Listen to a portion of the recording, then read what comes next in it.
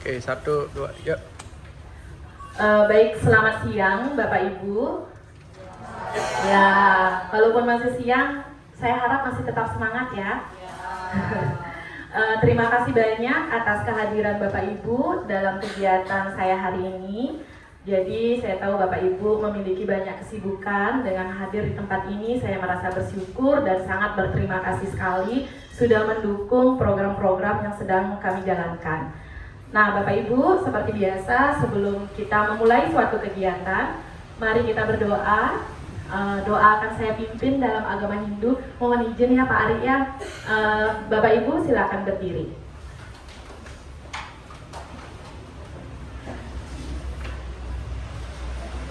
Om Guru Brahma, Guru Wisnu, Guru Dewa, Guru Maheswara, Guru Saksat Pram Brahma, Tasmai Sri Gurave Namah. Om Yang Widi, hamba memujamu dalam wujudmu sebagai Brahma, Wisnu, dan Siwa, Guru Agung Jagat Raya, alam semesta, dan kepada para guru yang menganugerahkan kesejahteraan dan kebahagiaan. Hamba memujamu.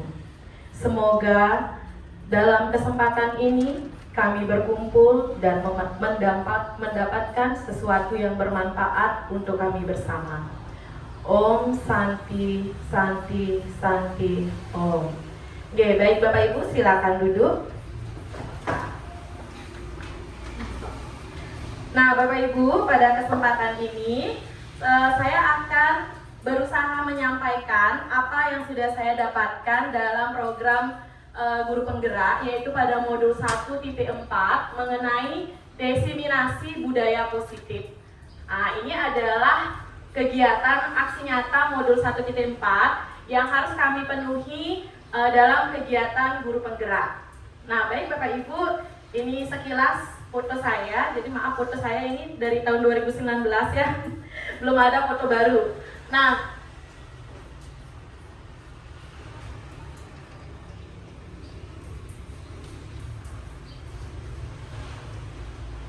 tunggu sebentar ya Bapak Ibu.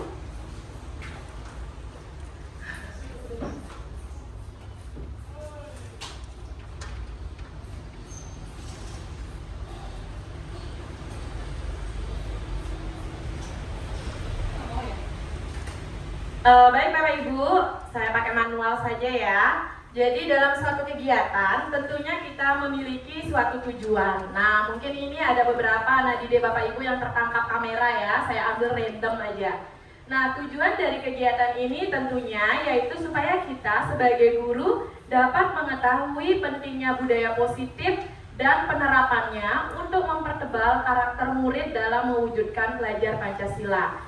Jadi pada intinya tujuannya kita berkumpul di sini adalah supaya kita memahami budaya positif itu apa yang nanti kita ajarkan atau kita contohkan kepada anak didik kita supaya anak didik kita menuju ke profil belajar Pancasila. Seperti itu Bapak Ibu. Kemudian adapun agenda diskusi kali ini yang pertama adalah pembukaan yang sudah kita lakukan bersama tadi. Kemudian ada presentasi dari saya, ada tanya jawab, dan yang terakhir tentunya ada penutup. Nah Bapak Ibu, seperti biasa, seperti yang sudah-sudah, jadi dalam suatu kegiatan tidak hanya di kelas saja kita memiliki suatu kesepakatan ya. Biasanya kesepakatan ini kan kita ambil secara urun pendapat. Jadi pada kesempatan ini saya akan menyampaikan secara umum saja. Yang pertama adalah tentunya saya sangat mengharapkan partisipasi dari Bapak Ibu aktif dalam diskusi. Jika nanti ada suatu pertanyaan, penguatan ataupun pendapat, silakan disampaikan dalam kegiatan ini. Kemudian nanti Bapak Ibu diharapkan saling menghargai dan menghormati antar peserta diskusi. Jadi apapun ide atau pendapat dari teman-teman kita tentunya itu sangat berarti. Karena kita tahu semua ketika kita mendapatkan suatu ide itu adalah sesuatu yang tidak mudah ya.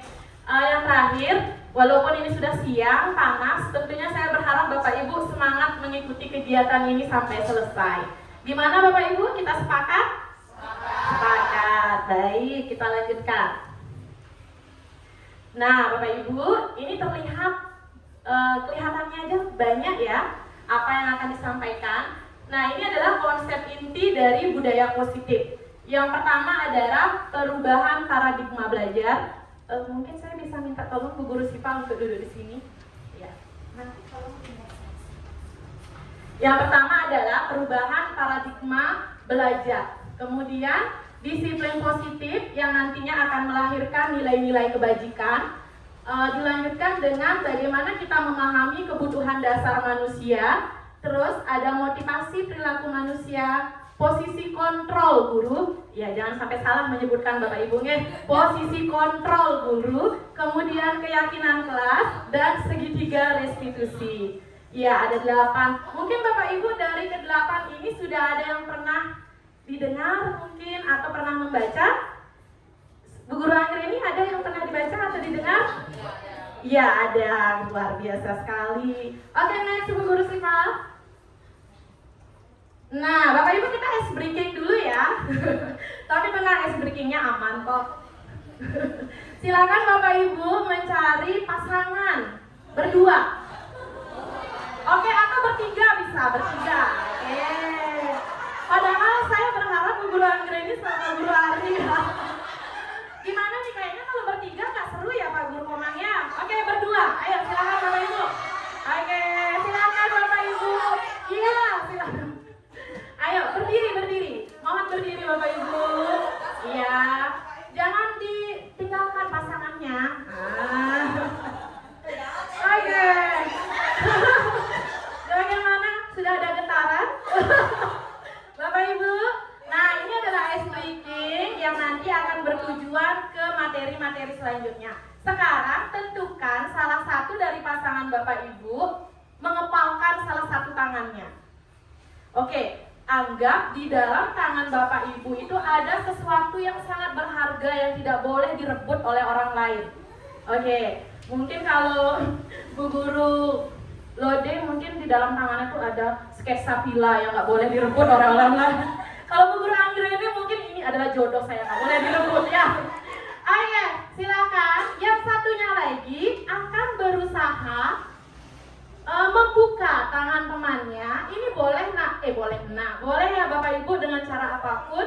Boleh dengan menggelitik, ya. Mungkin Pak Ari ini ya. Bu Guru Anggreni dikepalkan tangannya. Boleh dengan menghardik, merayu, atau dengan kesepakatan lainnya. Oke, 1, 2, 3, mulai. Ayo, satu aja. Berusaha, dikepalkan tangannya dulu Bapak Ibu. Nah, boleh dengan kesepakatan apapun boleh. Oke, ini Bu Guru Lode kenapa malu-malu Bu Guru? Ya, silakan Bu Guru Anggreni. Jangan, bapaknya ya, silakan. Boleh digelitik. Oke, saya hitung sampai 10 ya. 1, 2, 3, 4. Apakah ada yang berhasil?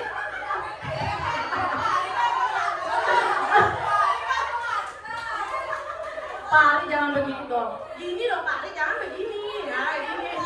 5, 6, 7, 8, 9, 10. Oke, Bapak Ibu, next Bu Guru. Oke. Sekarang Bapak Ibu boleh duduk dulu.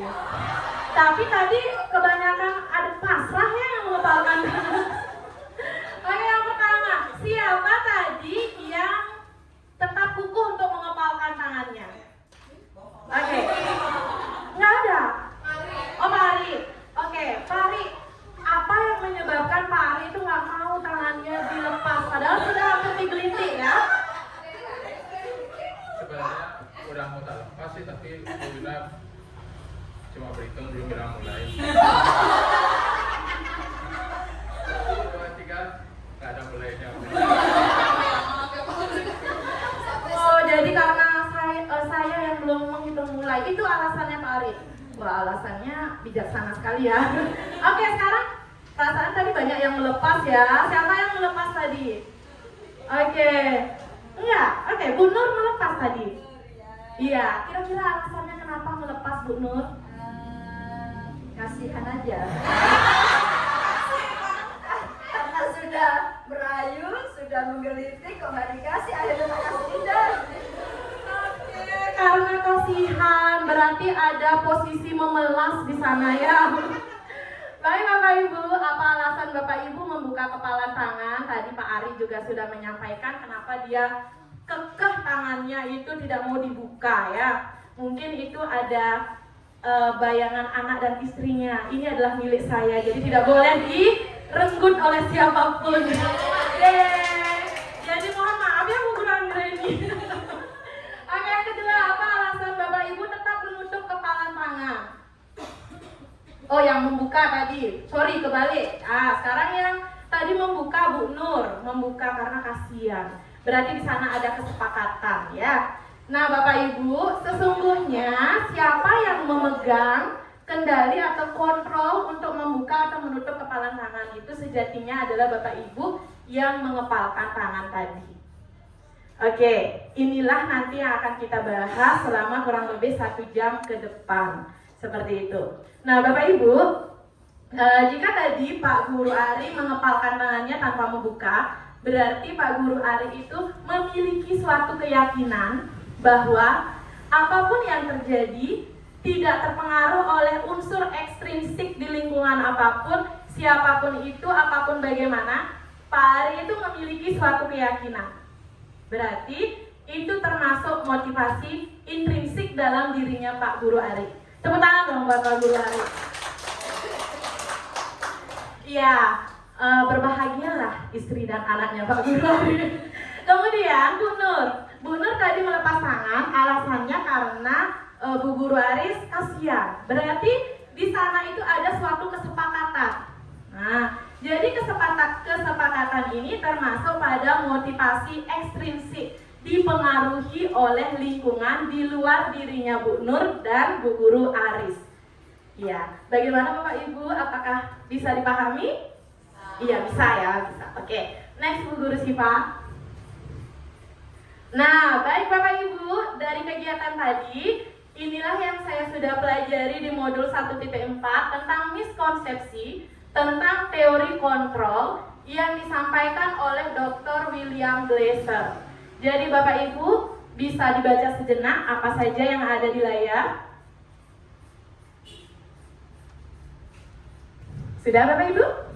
Belum? Oke. Baik, yang pertama adalah ilusi guru mengontrol murid. Bapak Ibu, kira-kira kalau kita merefleksi diri kita sendiri, pernahkah Bapak Ibu mengontrol anak-anak di dalam kelas? Kalau saya sering, hampir setiap hari. Ya, jadi sebenarnya Bapak Ibu di dunia ini, khususnya kita di sekolah, tidak ada satupun yang ingin dikontrol oleh orang lain. Sekalipun orang tersebut mau dikontrol, ataupun anak kita mau dikontrol di dalam kelas, itu bukan dari keinginan intrinsik atau motivasi intrinsiknya. Ada beberapa faktor yang menyebabkan anak tersebut mau untuk dikontrol. Nanti kita akan bahas mengenai materi itu. Kemudian yang kedua, ilusi bahwa semua penguatan positif, efektif, dan bermakna. Saya sangat yakin Bapak Ibu pasti selalu memberikan penguatan positif kepada anak didiknya, nggih? Nggih? Iya. Nanti suaranya biar terdengar di rekaman Bapak Ibu. Terkadang apa yang kita lakukan, penguatan positif kita itu bisa bermakna berbeda Bapak Ibu. Jika dilihat dari sudut pandang yang berbeda. Contohnya, ketika saya pernah melakukan, murid saya itu mendapatkan nilai 100 di dalam ulangan. Saya itu ingin memberikan apresiasi penghargaan dengan memberikan es krim Bapak Ibu. Jadi apa yang terjadi benar-benar di luar ekspektasi saya. Setelah saya mempelajari modul 1.4 ini, saya merasa selalu sangat bersalah ketika melakukan bagaimana proses pembelajaran di dalam kelas. Apa yang saya rasa sudah baik, ternyata itu benar-benar perlu banyak yang saya perbaiki. Oke, yang ketiga adalah ilusi bahwa kritik dan membuat rasa bersalah mampu menguatkan karakter. Apakah Bapak Ibu pernah memposisikan diri, menanyakan kepada murid suatu kesalahan yang membuat mereka merasa bersalah? Walaupun tidak secara verbal menyampaikan, ya Bu Guru saya salah, saya minta maaf, tapi dilihat dari gesturnya, mimik mukanya, apakah Bapak Ibu pernah memperhatikan itu? Iya, saya sering juga Bapak Ibu. Jadi walaupun saya berdiri di sini bukan berarti saya pasti melakukan yang terbaik, tidak. Bahkan banyak sekali kekeliruan yang saya lakukan. Nah yang terakhir adalah ilusi bahwa orang dewasa berhak memaksa. Bagaimana? Apakah Bapak Ibu pernah memaksa anak-anak? Sering. Terutama saya masalah kebersihan. Saya sering memaksa anak-anak. Ternyata itu adalah hal yang kurang baik yang kita lakukan. Oke, silakan Bu Guru Siva. Nah, Bapak Ibu, setelah kita membicarakan miskonsepsi tadi, silakan diperhatikan di layar. Nah, inilah apa pandangan dari Bapak Stephen. Ya, Bapak Ibu bisa baca. Jadi pada intinya yang saya pahami adalah ketika kita ingin mengubah sikap atau perilaku orang lain, kita harus berkaca pada diri kita sendiri dulu. Jika kita tidak mau diubah, jangan pernah memaksa orang lain untuk berubah demi diri kita sendiri. Terkadang saya pernah menyampaikan kepada anak didik saya, jika kamu tidak suka diperlakukan seperti ini oleh temanmu, jangan pernah kamu memperlakukan hal ini kepada orang lain. Seperti itu Bapak Ibu. Bisa di next ya? Iya, silakan Bu Guru. Nah Bapak Ibu, dari miskonsepsi tadi, ini ada dua teori yang sudah kami pelajari di modul ini. Yang pertama adalah mengubah paradigma stimulus respon ke pendekatan teori kontrol. Jadi mungkin Bapak Ibu ketika kuliah sudah pernah mempelajari tentang stimulus respon ini. Nah silakan Bapak Ibu dihayati setiap baris yang ada di depan sambil merefleksikan diri kita. Ya, yang pertama, realitas atau kebutuhan kita sama? Tentu saja tidak ya Bapak Ibu ya. Nah hari ini kebutuhan saya adalah melakukan diseminasi. Mungkin Bapak Ibu memiliki kebutuhan yang lain setelah acara ini. Kemudian yang kedua, semua orang melihat hal yang sama. Tentu saja tidak bisa Bapak Ibu. Mungkin Bapak Ibu ketika saya berdiri di depan, mungkin Bu Nur melihat saya langsing banget ya. Tapi kalau Bu Guru Lode melihat saya mengembang ya. Jadi itu adalah pandangan yang tidak sama. Jadi setiap orang memiliki gambaran yang berbeda. Kita mencoba mengubah orang agar berpandangan sama dengan kita. Tentu saja itu tidak mudah.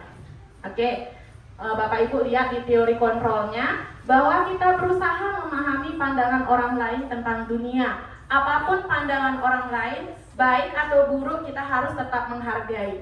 Kemudian perilaku buruk dilihat sebagai suatu kesalahan. Nah Bapak Ibu, mungkin ini yang perlu kita perbaiki, khususnya saya. Ketika kita melihat murid saya bersalah, saya selalu mengatakan, kamu salah seperti ini nak, kamu tidak boleh kayak gini. Ternyata kita harus memahami segala sesuatu atau tindakan yang dilakukan oleh anak-anak itu semua memiliki tujuan. Baik itu tindakan yang benar atau salah, mereka memiliki suatu kebutuhan yang harus mereka penuhi. Nanti kita akan bahas itu di terakhir Bapak Ibu. Kemudian, orang lain bisa mengontrol saya. Oh, tentu saja tidak bisa ya Bapak Ibu. Jangankan kita bersama teman, saya sama suami juga terkadang, oh tidak bisa, kamu tidak bisa mengontrol saya sejauh itu. Secara manusiawi, ya bukan secara sosialnya. Nah, hanya Anda yang bisa mengontrol diri Anda. Kemudian, saya bisa mengontrol orang lain. Bu Guru Meti bisa dikontrol sama Bu Guru Sugi? Tentu saja bisa, jangan coba-coba Bu Guru Sugi ya. Nah, daripada kita mengontrol orang lain, lebih baik kita tidak usah mengontrol orang lain. Kontrollah diri sendiri. Kemudian pemaksaan ada pada saat bujukan gagal. Nah seperti tadi ketika Bapak Ibu mengepalkan tangan, Bu Guru Pilma tadi berhasil nggak tangannya dibuka? Ketika kita tidak berhasil membujuk seseorang, kita itu terkadang memaksa. Walaupun pemaksaan itu tidak selalu berarti frontal. Bisa jadi secara halus, kesepakatan, nanti tak upahin deh buka tangannya ya, nanti aku beliin es krim misalnya gitu. Nah itu juga termasuk suatu pemaksaan. Daripada kita melakukan pemaksaan, lebih baik kita melakukan suatu kolaborasi seperti itu. Nah yang terakhir adalah mungkin Ini yang harus sering saya terapkan pada diri saya, mungkin juga pada Bapak Ibu, yaitu model berpikir menang kalah. Ketika kita ingin memecahkan suatu masalah, pasti ada dua subjek atau lebih kan Bapak Ibu. Oh, saya harus begini, nanti kalau dia seperti apa terserah dia. Yang penting saya aman, saya menang, kamu terserah. Nah, itu secara manusiawi ya Bapak Ibu. Jadi saya yakin tidak semua orang seperti itu. Jadi daripada berpikir menang kalah, lebih baik kita berpikir gimana saya menang, dia juga mendapatkan sesuatu yang positif, seperti itu. Oke, sudah ya Bapak Ibu? Oke, Bu Guru Sipa, next. Nah, setelah kita memahami teori stimulus respon dan teori yang kontrol tadi, kita akan menuju sekarang ke disiplin positif. Sering sekali kita mengatakan bahwa ayo kita tingkatkan disiplin kita, ayo kita jaga kedisiplinan. Terkadang kalau kita mendengar kata kedisiplinan, Bu Guru Sugi berpikir itu apa? Aturan. Iya, betul sekali. Kalau Bu Guru Reni, kalau berpikir disiplin itu apa yang dipikirkan? Aturan. Iya betul, aturan, benar sekali. Jadi seolah-olah aturan yang memaksa ya Bapak Ibu. Nah, disinilah kita akan mengubah bagaimana mindset kita, cara berpikir kita. Bapak Ibu bisa lihat di kolom 1 dan 2, itulah arti dari disiplin. Kalau menurut teorinya. Sedangkan tujuan kita menerapkan disiplin positif ada pada di kolom 3, yaitu kita berusaha untuk menimbulkan disiplin itu dari motivasi intrinsik murid dalam mencapai nilai-nilai kebajikan. Ya, jadi disiplinnya jalan, nilai kebajikannya juga jalan. Tentunya ini akan berefek tidak pada jangka pendek, tetapi pada jangka yang cukup panjang. Seperti itu. Jadi saya masih ingat sekali dengan yang disampaikan Ibu Kepala Sekolah. Jadilah murid di hatinya Bu Guru, jangan di matanya Bu Guru gitu. Jadi ada ataupun tidak ada kita, murid kita itu ingat bahwa apa yang mereka lakukan mengandung nilai kebajikan ataupun tidak tanpa kita paksa. Seperti itu. Oke, next Bu Guru. Nah, inilah nilai-nilai kebajikan universal yang saya maksudkan Bapak Ibu. Dari tujuan dari disiplin positif itu akan melahirkan suatu nilai-nilai kebajikan universal yang dapat dipahami oleh peserta didik kita. Yang pertama adalah empati, suara hati, kontrol diri, rasa hormat, kebaikan, toleransi, dan tentu saja keadilan. Setiap orang itu menginginkan suatu keadilan, tetapi kapasitas keadilan antara saya mungkin dengan Bu Guru Yuniari itu tidak sama. Itu kondisional Bapak Ibu. Oke, silakan next. Iya, nah ini nilai-nilai kebajikan yang lebih rinci. Ada keadilan, kehormatan, peduli, integritas, kejujuran, pelayanan, keamanan, kesabaran, tanggung jawab, mandiri, berprinsip, keselamatan, dan kesehatan. Inilah tujuan dari kita menerapkan disiplin positif kepada anak didik kita. Oke, coba next Bu Guru. Baik Bapak Ibu, biar nggak ngantuk, mari kita bergerak ya. Nah, ini saya memiliki 1, 2, 3, 4, 5, 7, 8 ya. Ada 8 peraturan. Nah, menurut Bapak Ibu, di manakah atau nilai kebajikan apakah yang terkandung pada peraturan ini? Saya akan seperti biasa, biar Bapak Ibu juga bergerak ya. Saya akan membagikan post-it kepada Bapak Ibu. Nanti silakan tuliskan. Nah, kita mulai yang pertama aja ya.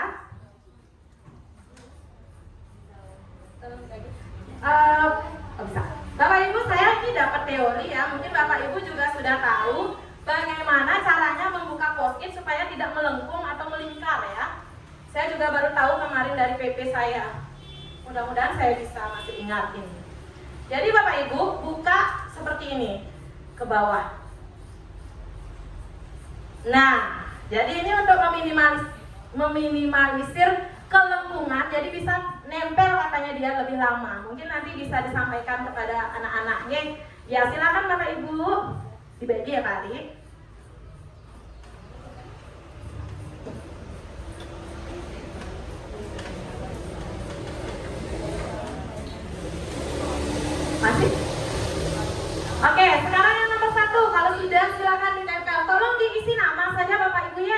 biar saya nanti ada diajak nimbrung di depan.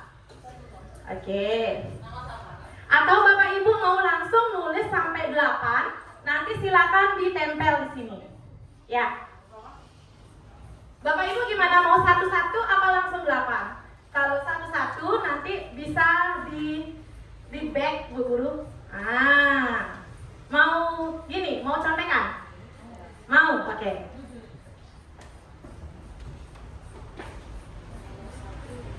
Oke, coba balik Bu Guru. Next. Selalu kembalikan buku ke tempatnya. Jangan kunci jawabannya Bu Guru. Ketahuan deh. Sorry ya. Selalu kembalikan buku ke tempatnya. Kira-kira itu nilai kebajikan yang mana? Oke, waktunya 3 detik. 1, 2, 3. Oke, sekarang yang nomor 2. Pakai post-it yang kedua. Oke. Dilarang mengganggu orang lain. Bisa di back Bu Guru? Oke.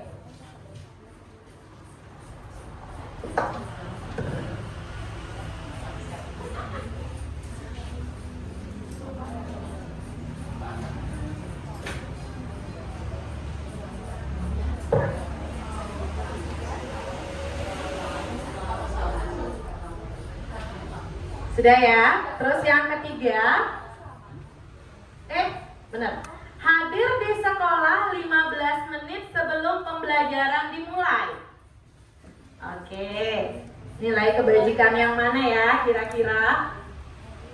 Bapak Ibu boleh memilih lebih dari 1 nilai kebajikan kalau yang dirasa jawabannya lebih dari 1.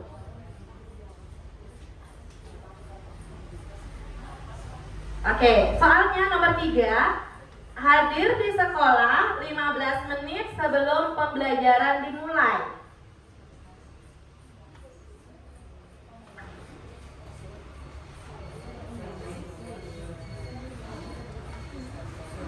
Ya.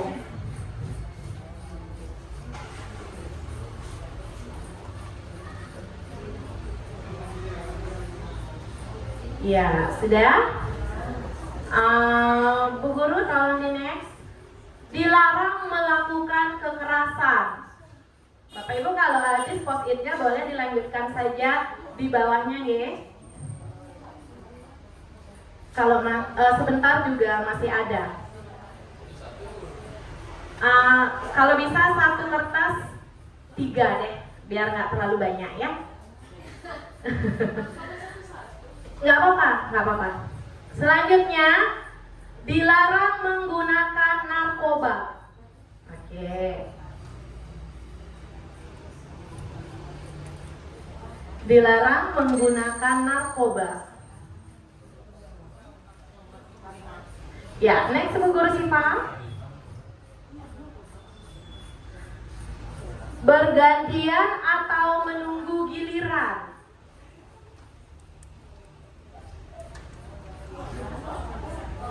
Ya, bergantian atau menunggu giliran. Oke, next Bu Guru. Gunakan masker. Oke, ini udah kelihatan ya.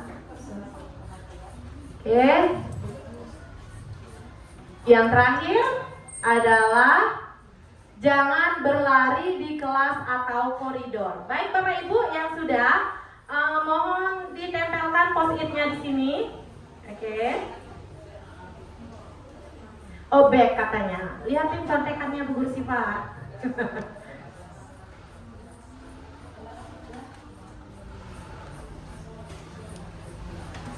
5, 3, 2, 1.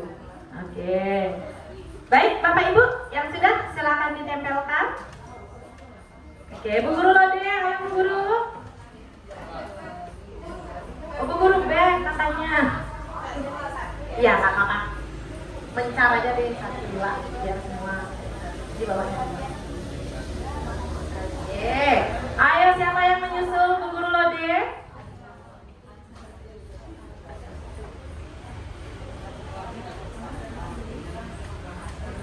Ayo. Jangan takut salah ya Bapak Ibu.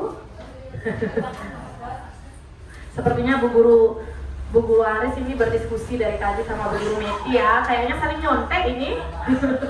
Pantesan duduknya mepet-mepet ini. Bu Guru Sugi nggak diajak. Oh ya, nggak usah diajak ya.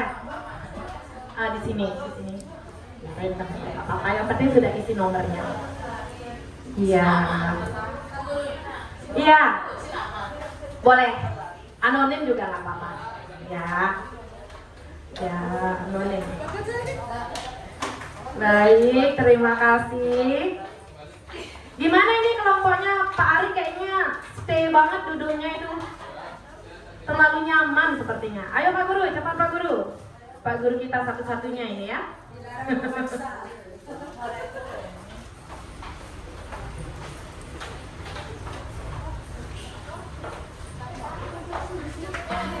Oke, satu tanggung jawab, keselamatan, kesabaran.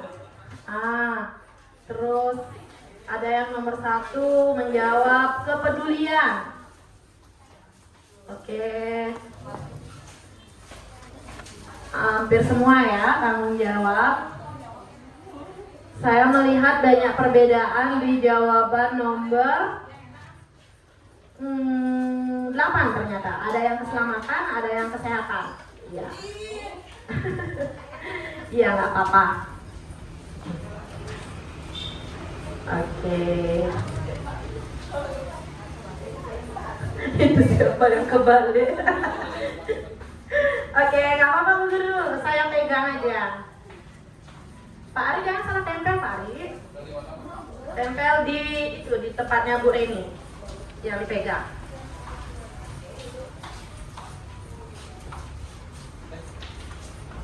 Oke, saya pegang punyanya Bu Guru Krisna. Bapak Ibu sambil menunggu temannya menempel, silakan dulu dinikmati kudapannya.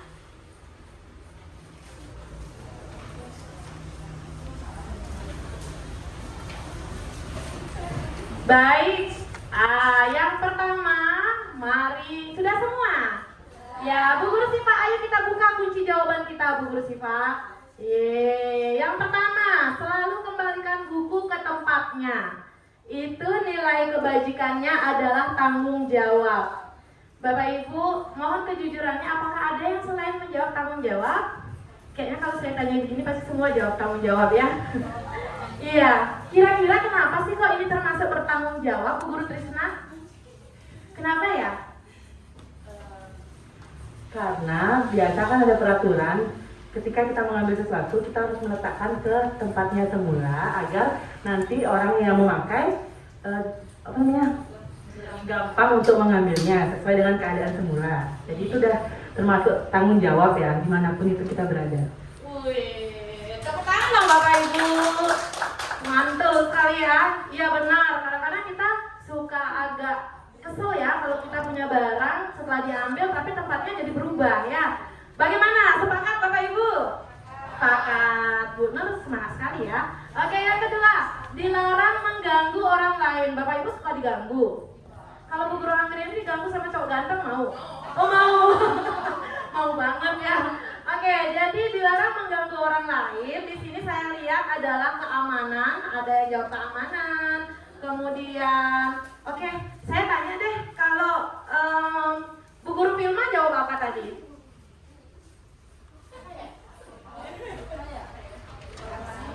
Saya jawab tadi keamanan. Iya, kenapa itu keamanan Bu Guru? Karena jika kita mengganggu orang lain, kan nanti orang yang kita ganggu itu bisa marah,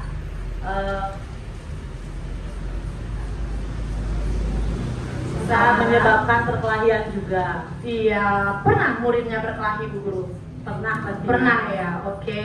Terima kasih Bu Guru Vilma. Jadi seperti yang saya tegaskan tadi, tidak ada jawaban benar dan salah ya, karena setiap orang memiliki pandangan atau perspektif yang berbeda-beda. Jadi dilarang mengganggu orang lain itu bisa jadi adalah, nah ini ada yang menjawab juga, menghormati orang lain dan diri sendiri. Kenapa? Karena kalau kita sudah tidak mengganggu orang lain, itu artinya sudah kita menghormati apa kepentingan dari orang lain itu dan kita juga menghargainya. Ini kenapa kuning? Oke. Yang ketiga adalah hadir di sekolah 15 menit sebelum pembelajaran dimulai. Oke. Jawabannya tadi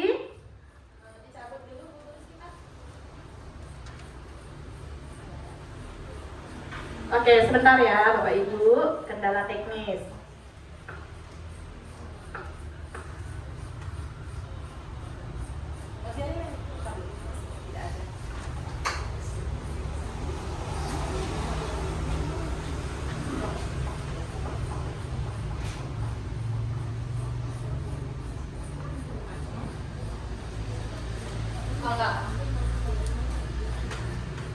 Bapak Ibu nggak apa-apa kuningnya. Oke, jadi hadir di sekolah 15 menit sebelum pembelajaran dimulai. Tadi Bu Guru Ari jawab apa Bu Guru? Tolong mikrofonnya Bu Guru.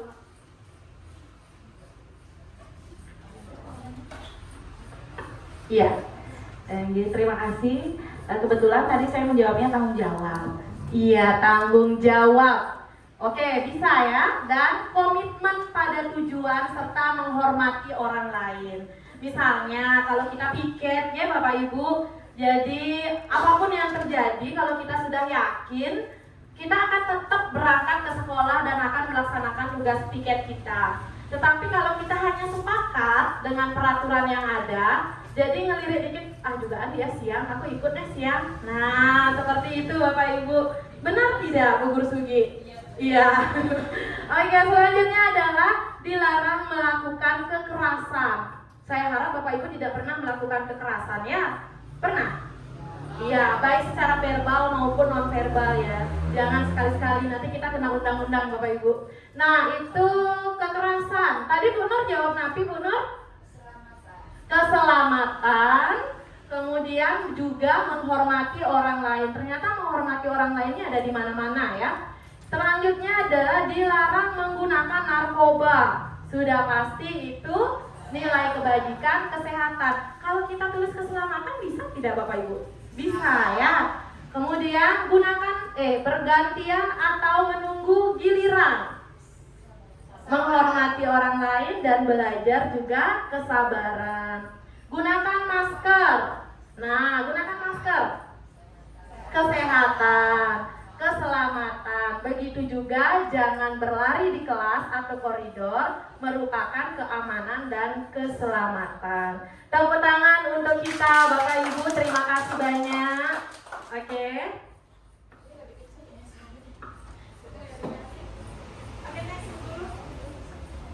Nah, Bapak Ibu, kemarin saya waktu mempelajari ini dan ruang kolaborasi, saya banyak merasa bersalah di modul ini Bapak Ibu. Bahkan kemarin saya sempat diskusi sama Bu Guru Meti masalah adle ya Bapak Ibu. Adle, saya dengan soknya bilang kita nggak boleh menghukum murid. Coba baca ini Bu Guru Meti. Lalu saya kirimkan, terus bertanya, ini besok kita mau ngapain? Ya belajar ini, saya bilang gitu. Nah, kebutuhan dasar, Bapak Ibu punya kebutuhan dasar bukan? Iya, selain kebutuhan dasar primer, sekunder, tersier yang kita pelajari, secara manusiawi, baik murid maupun guru itu memiliki kebutuhan dasar. Tetapi pada kesempatan ini, mari kita pahami kebutuhan dasar apa yang ingin dipenuhi oleh anak didik kita ketika mereka melakukan suatu tindakan. Tentunya seperti yang sudah ada di layar, apa itu kebutuhan dasar? Segala sesuatu yang pasti ingin dipenuhi oleh seseorang untuk mencapai suatu tujuan. Seperti itu ringkasnya yang saya pahami. Oke, next Bu Guru. Nah, ada 5 kebutuhan dasar manusia. Yang pertama tentu saja bertahan hidup. Setiap orang pasti ingin bertahan hidup. Ya, kita abaikan yang ingin mengakhiri hidupnya. Jadi jangan itu dimasukkan di sini ya. Jadi apa saja kebutuhan itu? Makanan, pakaian, tempat tinggal, kesehatan, keamanan. Nah, dalam hal ini Bapak Ibu, ketika ada misalnya murid kita memaksa atau ingin meminta makanan kepada temannya, tentu saja ada ya. Saya pernah punya murid itu, sekarang ada di Bu Guru Anggreni ya.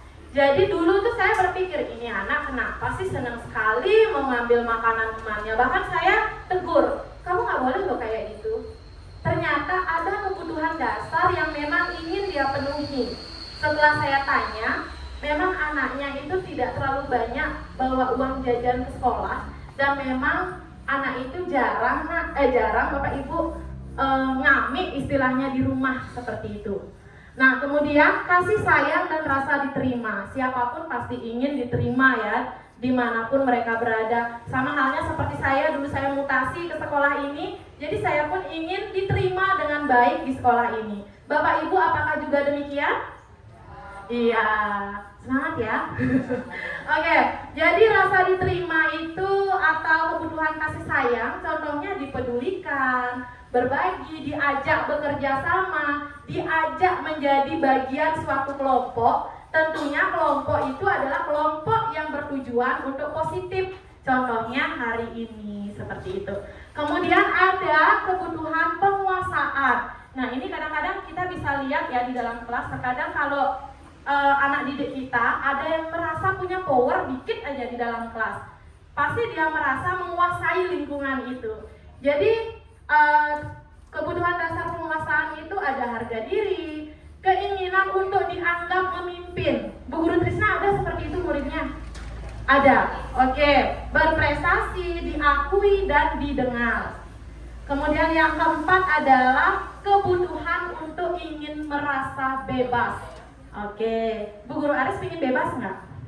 Oke, bebas dari apa? Bebas dari jomblo tentunya ya.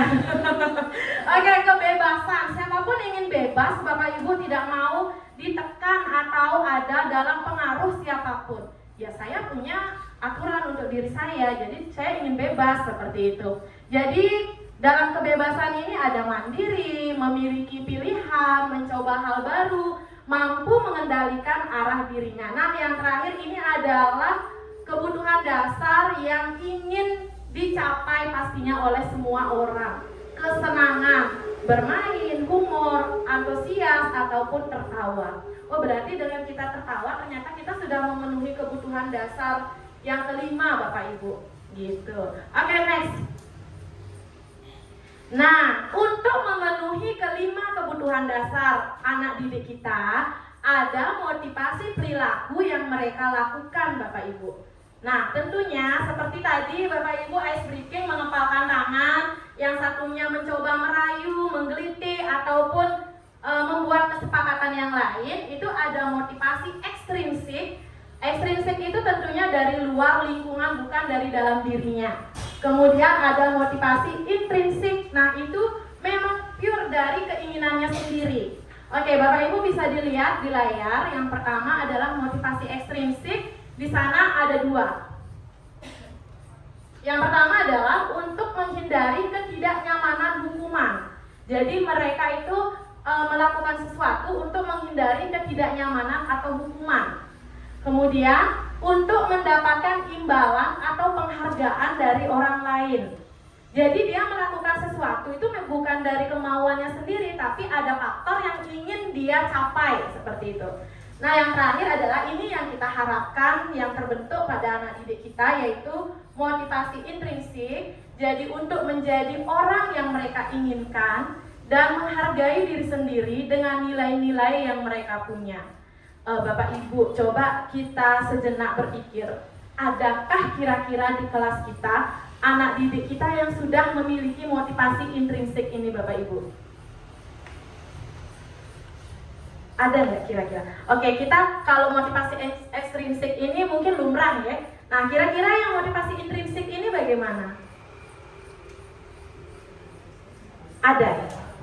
Kalau di kelas saya lihat baru ada 2. Itu pendapat, jadi pendapat itu relatif ya Bapak Ibu. Ada, Bu Guru Menti ada? Belum menemukan. Oke, Bu Guru?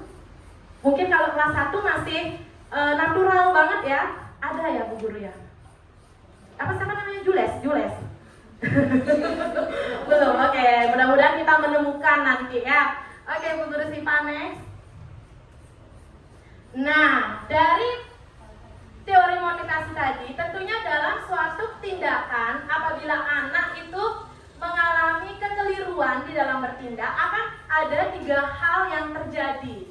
Oke, yang pertama ada hukuman, ada konsekuensi, ada restitusi. Ya Bapak Ibu perhatikan baik-baik, sebentar ada kuis ya.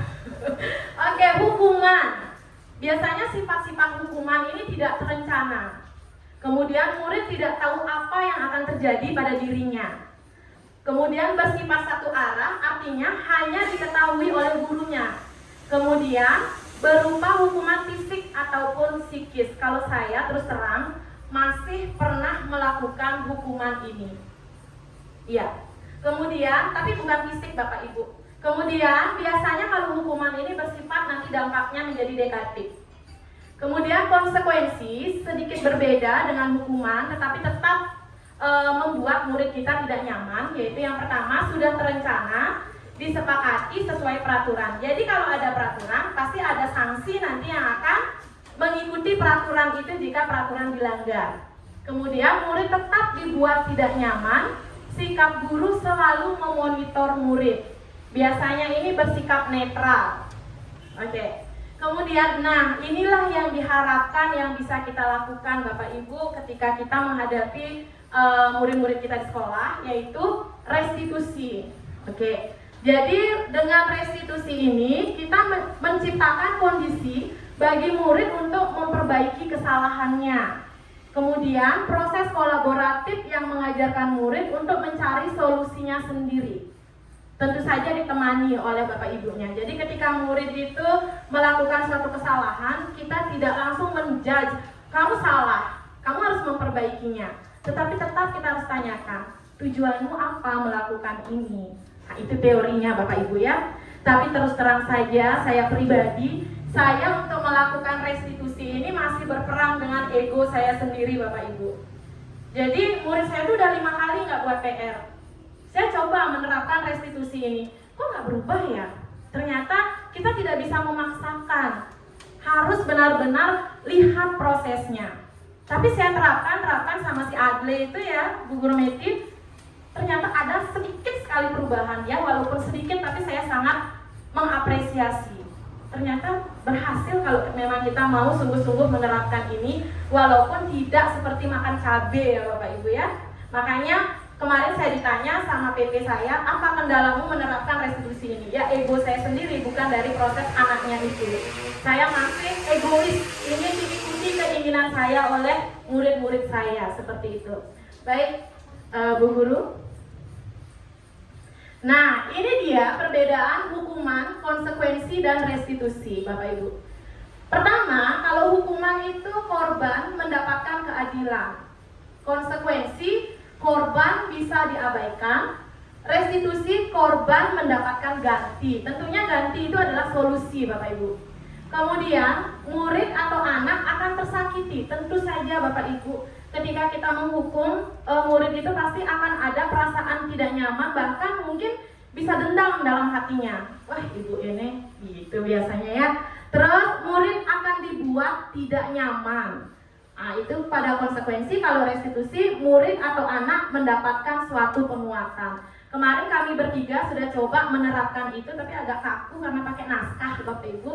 Mungkin nanti setelah materi ini Bapak Ibu coba ya diterapkan, kira-kira berhasil nggak? Kalau berhasil nanti bisa berbagi praktik baik nanti saat mau beras ya. Oke, kemudian sistem tidak akan berjalan bila murid tidak takut. Nah, misalnya saya menghukum murid saya, kamu nggak piket ya tadi? Udah kamu jongkok bangun aja di luar misalnya gitu. Nah ketika saya nggak ada, kalau misalnya saya nggak ada, dia masih ada kemungkinan untuk nggak piket juga. Jadi ketika saya ada, ada Bu Guru Mina, piket, nanti biar nggak dihukum. Nah, saya pernah melihat secara langsung murid saya seperti itu. Ternyata nggak mempan Bapak Ibu. Terus memerlukan monitoring dan supervisi terus-menerus dari guru. Ini seperti kita menginterogasi Bapak Ibu. Kamu udah piket? Terus temanmu gimana? Ada yang nggak piket? Nah, itu saya sering melakukan itu. Kejam sekali saya Bapak Ibu ya. Kemudian murid belajar bertanggung jawab untuk perilakunya. Jadi ada nggak ada saya ya udah, kalau merasa itu tanggung jawabnya ya dikerjakan. Tetapi astungkare saya lihat murid-murid di sekolah kita banyak yang sudah seperti itu. Nah lanjut, peraturannya adalah kamu harus. Peraturannya adalah kamu harus pakai sepatu hitam. Kalau tidak silakan kamu lari keliling lapangan. Nah itu adalah sebuah hukuman. Kalau konsekuensi pasti selalu dia menggunakan data, Bapak Ibu. Kamu nggak pakai sepatu hitam, tahu peraturannya, ini sanksinya begini. Nah gitu. Kalau misalnya restitusi, kita tentunya pasti bertanya, kamu kenapa kok nggak pakai sepatu hitam? Nah, ada yang bisa Bu Guru bantu. Tujuannya kenapa? Kalau kamu tahu itu sedang melanggar keyakinan kelas kita, apa yang harus kita lakukan? Solusi apa yang harus kita cari? Nah, begitu teorinya Bapak Ibu. Kemudian di bawahnya ada seperti yang saya sampaikan bahwa kalau hukuman itu bersikap negatif, konsekuensi itu netral, kemudian restitusi itu positif. Seperti itu, hukuman itu paksaan, konsekuensi itu stimulus respon, dan restitusi itu menggunakan teori kontrol. Baik Bapak Ibu, sudah siap? Sudah bisa di next? Bu Guru Reni, sudah bisa di next? Ngelamun Bu Gurunya, apakah ada yang masih dipikirkan? Mungkin bapaknya anak-anak masih di luar ya. Oke, next. Nah, Bapak Ibu coba ini ditentukan sekarang. Nggak usah pakai post-it ya. Saya minta undang aja satu-satu sebentar ke depan. Oke, hukuman atau konsekuensi. Di sini saya memiliki 6 pernyataan dalam balon kata ya, dalam kolom. Yang pertama adalah simpan jawabannya di dalam hati. Mengganti penghapus teman yang dihilangkan. Oke. Kemudian nomor 2, berdiri di tengah lapangan upacara karena datang terlambat ke sekolah. 3, merapikan sapu dan alat pel yang jatuh karena tersenggol saat berlari di jam istirahat. 4, mencatat 200 kali kalimat saya minta maaf karena berkelahi dengan teman. 5, membersihkan WC sekolah karena tidak mengumpulkan tugas. 6, lari mengelilingi lapangan basket 2 kali karena terlambat 10 menit untuk pelajaran PJOK. Pak Guru Komang pernah? Yang nomor 6? Pernah, oke. Oke Bapak Ibu, yang mana termasuk hukuman dan yang mana termasuk konsekuensi? 5 menit ya? Oke, Bu Guru Trisna sepertinya udah orak-orek itu ya.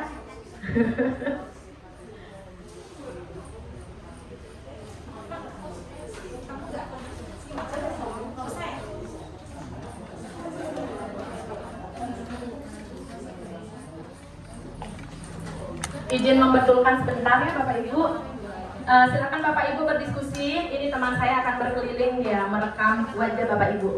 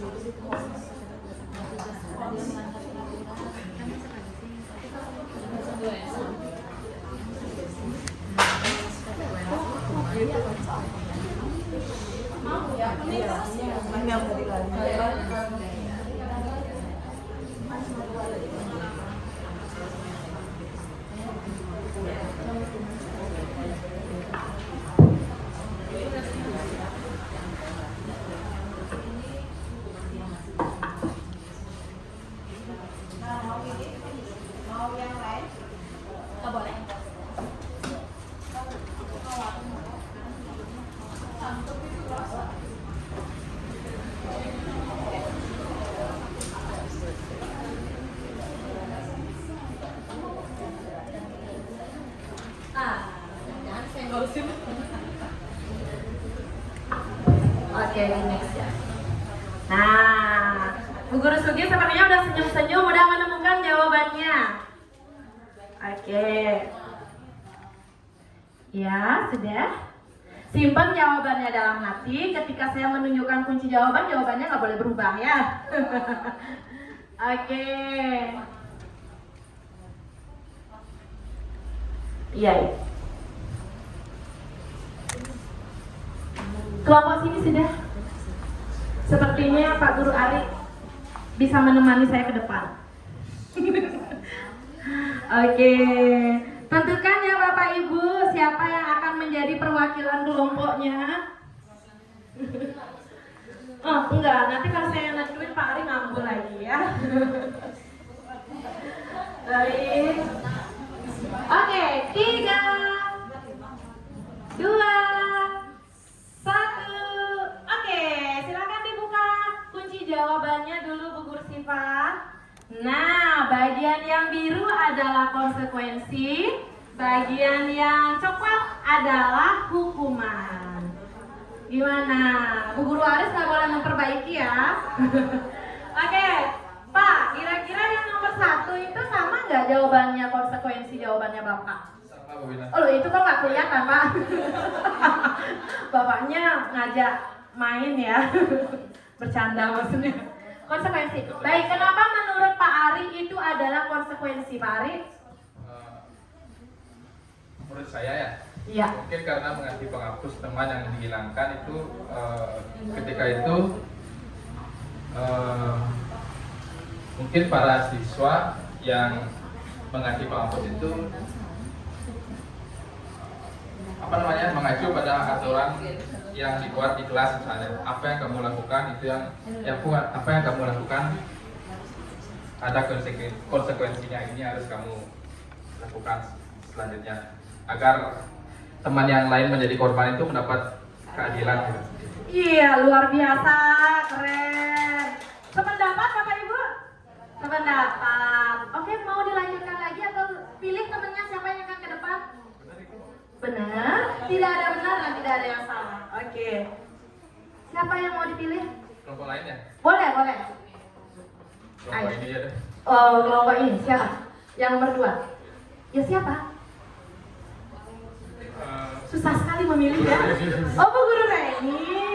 Ternyata pilihannya jatuh ke Bu Guru Reni. Bu Guru, ayo ke depan Bu Guru yuk. Bapak boleh duduk sekarang ya. Oke, terima kasih ya. Oh, mau di sini sama Bu Guru Reni. Bapaknya mau ya. Oke, yang nomor 2 adalah berdiri di tengah lapangan upacara karena datang terlambat ke sekolah. Kira-kira Bu Guru Reni sama nggak sama kunci jawabannya? Pak Ari, besok lewat gang ya? Kita tutup itu kan? Oke.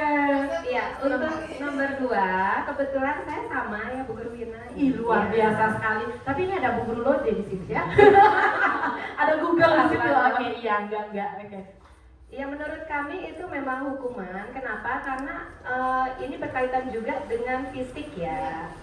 Jadi ada berkaitan dengan fisik sehingga itu menurut kami adalah hukuman gitu, bukan konsekuensi. Kalau konsekuensi itu kan ada rasa tanggung jawab mungkin di sana.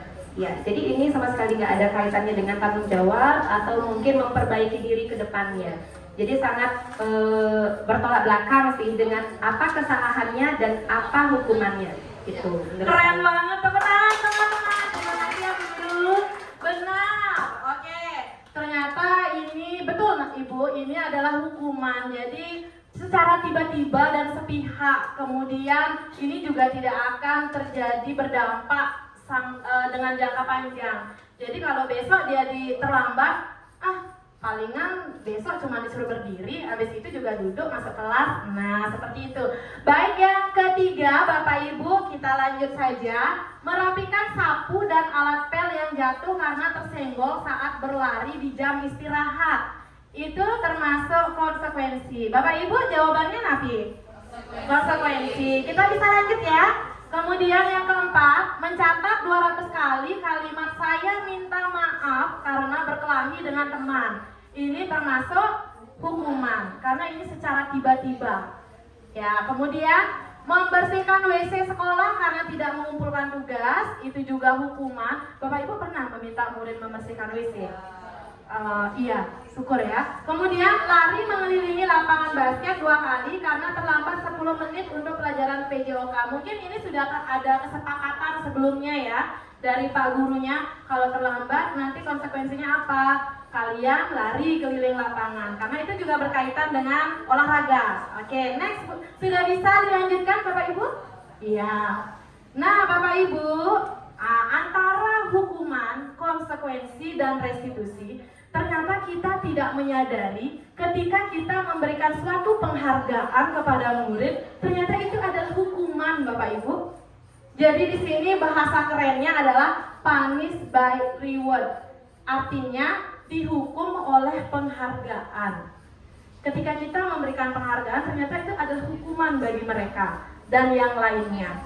Oke, contoh ya Bapak Ibu, menimbulkan persaingan, menghukum bagi yang tidak mendapatkannya, mematikan kreativitas, menurunkan ketepatan, ketergantungan dalam jangka panjang, dan kecewa bila tidak mendapatkannya. Contoh yang paling sederhana yang pernah saya lakukan, misalnya Bapak Ibu pernah nggak? Siapa betul boleh istirahat? Pernah ya? Siapa betul boleh pulang? Nah, ternyata itu kita memberikan penghargaan, tetapi sifatnya menghukum Bapak Ibu. Misal, menimbulkan persaingan. Persaingan itu bagus, tetapi tidak semua persaingan itu bisa kita lakukan. Ada kadang persaingan itu mewujudkan motivasi, tetapi malah menimbulkan perpecahan. Misal, saya betul boleh pulang. Oke, murid saya sudah betul nih pulang. Mereka itu merasa, dia aja yang pulang. Nah, kadang-kadang anak-anak itu kan belum memahami ya, sikap adil itu benar-benar mereka belum pahami gitu. Kemudian menghukum bagi tidak yang mendapatkannya. Sekarang kalau yang tidak betul kan dia nggak bisa pulang. Kadang kita kan tidak berpikir, kalau terus misalnya dia nggak betul berarti nggak pulang-pulang dong. Sempet itu si Rama ngomong, kalau kita nggak betul nggak pulang-pulang dong sampai jam 4 di sini. Saya bengong, Bapak Ibu nggak bisa jawab. Cuma bisa, nggak gitu, nanti juga pulang bareng-bareng. Nah itu menurunkan kreativitas Bapak Ibu. Jadi, nggak apa-apa deh nggak bisa jawab, kan juga bisa pulang bareng-bareng. Nah, ternyata itu adalah suatu penghargaan yang sifatnya menghukum. Nah itu juga Bapak Ibu bisa menurunkan ketepatan, kecewa bila tidak mendapatkannya, ketergantungan dalam jangka panjang. Ayo dong Bapak Ibu, kita siapa betul boleh pulang. Nah yang pintar-pintar biasanya nantangin ya. Kalau yang nggak bisa, aduh aku nggak bisa pulang dah gitu biasanya. Asli biasanya gitu ya. Oke, Bapak Ibu next. Oke, nah ini 5 posisi kontrol guru. Bagaimana kita sebagai seorang guru supaya tidak bermaksud memberikan penghargaan tetapi malah menghukum. Iya. Yang pertama adalah posisi kontrol guru sebagai penghukum. Oke, yang tadi itu, kamu kok nggak buat PR? Udah sana jongkok bangun. Kemudian ada pembuat rasa bersalah, memposisikan diri sebagai teman, kemudian memposisikan diri sebagai pemantau. Ini kita kayak detektif, memberikan banyak sekali pertanyaan. Apalagi kalau pertanyaannya itu terkesan mengintimidasi Bapak Ibu. Nah ini posisi yang sangat diharapkan, yang bagi saya sendiri sangat sulit untuk saya penuhi Bapak Ibu sebagai manajer. Terus terang saja saya sebagai guru Bapak Ibu, setiap minggu ada kok pernah saya melakukan kelima ini, walaupun yang dianjurkan adalah posisi manajer. Oke, next Bu Guru. Nah, ini dia, saya akan menjelaskan langsung dengan contoh kasus ya Bapak Ibu. Contoh penerapan 5 posisi kontrol guru pada siswa yang tidak membuat PR. Bapak Ibu, siswanya ada nggak yang nggak buat PR? Nah, saya sering, setiap hari hampir ada aja itu ya, si Lupe itu ya. Misalnya pertama, bagaimana posisi kita sebagai penghukum ketika murid kita nggak buat PR? Nah, berdiri di depan jika tidak mengerjakan PR. Cepat, kamu berdiri. Saya pernah kayak gitu. Guru Meti pernah? Pernah ya? Pernah, oke. Apalagi Bu Guru Suki kayaknya pernah ya. Oke, itu adalah posisi kita sebagai seorang penghukum. Kemudian, yang kedua, harus gimana lagi sih Ibu Bapak menasehatimu? Kamu selalu aja mengulangi kesalahanmu. Besok lagi nggak buat PR, ini lagi nggak buat PR, terus saja kayak gitu. Bahasa saya kepada Bisma ya. Nah itu, jadi itu adalah pembuat rasa bersalah. Walaupun anak itu tidak, maaf ya Bu Guru, tapi kita bisa melihat mukanya. Tetapi walaupun terkadang ada murid yang tidak tahu rasa bersalah ya. Tapi setidaknya di lubuk hatinya yang kecil setidaknya rasa malu itu pasti ada Bapak Ibu, cuma kadarnya aja yang berbeda. Nah itu pembuat rasa bersalah. Yang terakhir adalah kita memposisikan diri sebagai teman. Ini pernah saya coba Bapak Ibu, tapi saya dicampahin sama murid saya. Iya, kadang pundak saya dipegang, kadang saya tiba-tiba dipeluk gitu. Kalau suami yang meluk kan enak ya. Ini tiba-tiba murid siang-siang meluk ya. Nah, ayo dong, tolong bantu Ibu, jangan kayak gitu. Ya udah deh, nggak apa-apa, besok jangan diulangi. Nah, Bu Guru Pilma pernah kayak gitu. Ya udah deh, masa nggak apa-apa, besok jangan kayak gitu lagi. Nah, itu kita kayak teman ya Bapak Ibu ya. Padahal kalau kata orang, jika kita ingin mengetahui anak didik kita seperti apa, memposisikan diri kita seperti teman, ternyata itu juga tidak efektif Bapak Ibu. Baik, next Bu Guru Siva. Nah, pemantau. Nah, ini yang saya katakan tadi seperti detektif.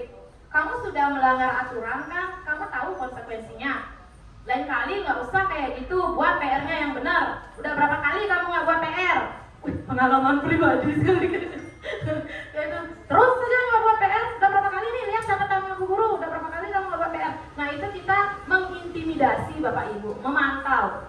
Nah, kemudian manajer ini adalah sesuatu yang diharapkan. Tetapi terus terang saja saya pribadi susah Bapak Ibu, kadang-kadang lupa. Tapi setelah saya belajar disiplin positif ini, jadi manajer, jangan jadi pemantau gitu. Oke, tentunya kita tuh pasti bertanya, kamu tahu nggak kenapa kamu suruh ke depan? Kesalahanmu tahu. Jadi anak kan saya nggak buat PR Bu Guru. Terus apa? Kenapa kok kamu bisa nggak buat PR? Kamu sadar yang kamu lakukan itu salah. Misal, kamu ingat nggak keyakinan kelasmu? Biar keyakinan tuh nggak ditempel aja, tapi nggak kamu pahami. Ingat Bu Guru. Terus yang mana yang kamu langgar? Terus solusinya gimana? Besok perbaiki lagi ya, jangan kayak gitu. Nah, itu yang diharapkan secara teori. Tapi kembali lagi, kalau saya sendiri berperang dengan ego saya Bapak Ibu.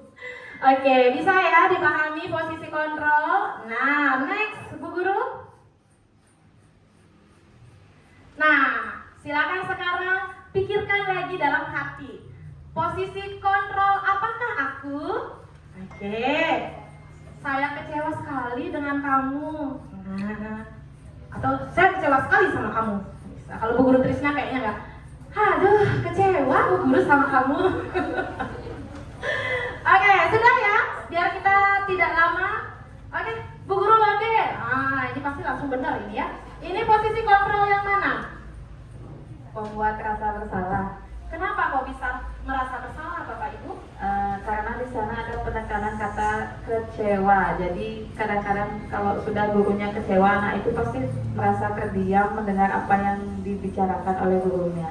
Iya. Langsung ke hati ya. Ya, sependapat ya Bapak Ibu? Atau Bu Guru Sugi punya pendapat lain? Sama. Oke, next Bu Guru Siva. Oke, sudah berapa kali kamu melakukan kesalahan ini? Sudah berapa kali sih kamu melakukan kesalahan ini? Coba hitung, udah berapa? Kamu ini, gitu. Oke, Bu Guru Yuni, itu termasuk posisi kontrol kita yang mana? Jangan salah menyebutkan ya. Posisi kontrol yang mana? Apakah rasa bersalah? Kalau menurut saya itu seperti dari sudah berapa kali kamu melakukan kesalahan ini, itu seperti kita berbicara dengan teman. Oke, terima kasih. Yang lain ada? Sudah berapa kali sih kamu melakukan ini? Coba hitung. Ini loh, Bu Guru udah catat kamu udah berapa kali? Gitu misalnya. Karena bertanya sudah berapa kali, berarti si guru ini udah pasti memiliki catatan dia. Apa? Oke, Bu Guru Anggreni dan kelompok juga Bu Guru Sugi menyatakan ini sebagai pemantau, ya, detektif. Oke, next.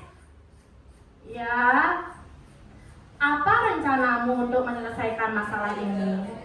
Ya, ini adalah kalau katanya anak-anak dulu Bu Guru Malaikat gitu ya, Bu Guru Anggreni ini Bu Guru Malaikat ya. Tiba-tiba datang Bisma menjadi Bu Guru bintang ya. Mencabut nyawa. Iya benar sekali, ini yang diharapkan. Terus kalau kamu nggak buat PR, apa rencanamu nanti? Gitu misalnya. Pasti biasanya anak-anak kan lama ya jawab ya, diam aja gitu. Jawabnya akhirnya sudah berusaha jadi manajer malah jadi pemantau jadinya ya. Gergetan. Nah itu kembali lagi kita masih ego. Oke, lanjut Bu Guru. Terus ayolah, kamu tidak kasihan sama Bapak Ibu, ntar Bu Guru lagi dah dimarahin sama Ibu Kepala Sekolah. Terus sudah kamu gak pikir, apa itu Bapak Ibu? Iya teman, kadang-kadang kita, tuh kamu gak kasihan ya, biasa Bu Guru medik, tuh kamu nih ya, gitu biasa. Ini kita memposisikan diri sebagai teman. Yang terakhir Bu Guru Siva, kamu tidak akan mengikuti pelajaran jika kamu terlambat lagi. Apa itu Bapak Ibu? Iya, hukuman. Saya pernah nih. telat lagi, besok nggak usah, kamu pulang aja.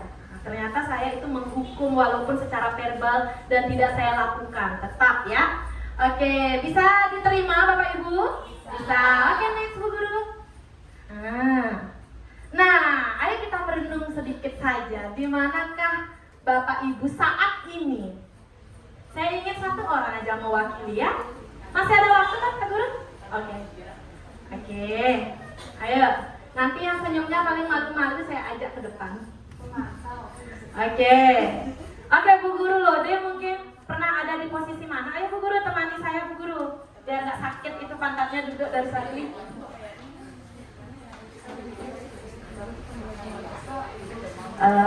Terima kasih atas kesempatannya. Di sini untuk posisi saya sebagai guru, posisi kontrol saya kelima-limanya sudah pernah diterapkan. Namun untuk memunculkannya itu secara tidak sadar. Nah, terutama itu secara posisi pemantau, karena posisi guru itu adalah bagaimana kita menemani keseharian anak-anak, dan setiap anak itu memiliki karakter yang berbeda, memiliki keunikan yang berbeda, dan kebutuhannya juga berbeda. Jadi mungkin lebih sering ke pemantau, karena posisi kita di sini kan bagaimana mendidik, memantau. Kalau memang manajer mungkin pernah, tetapi itu tidak selalu, karena masih seperti yang Bu Guru Wina tadi jelaskan, kita masih punya rasa ego. Walaupun misalnya kita akan menyelesaikan masalah anak-anak itu secara secara memposisikan diri secara manajer, itu pasti ujung-ujungnya balik lagi ke pemantau. Karena kesalahan anak-anak saking setiap harinya ketemu kita jadi hafal, ini sudah, kemarin sudah, sekarang lagi, besok lagi. Nah, jadi ujung-ujungnya lagi ke pemantau saya Bu Guru, begitu. Terima kasih. Keren sekali, lengkap sekali tepuk tangan teman-teman. Iya benar sekali, kadang dalam satu kasus kita bisa menjadi Power Rangers berubah-berubah ya Bapak Ibu. Awalnya kamu ini berdiri sana, misalnya gitu ya. Habis itu kamu gak kasihan sama Bu Guru, gitu. Udah kedua, habis itu jangan ya lagi kayak gitu, nggak besok-besok kan Bu Guru jadinya dimarah. Kayak ingat ternyata udah belajar disiplin positif. Apa tujuanmu melakukan itu?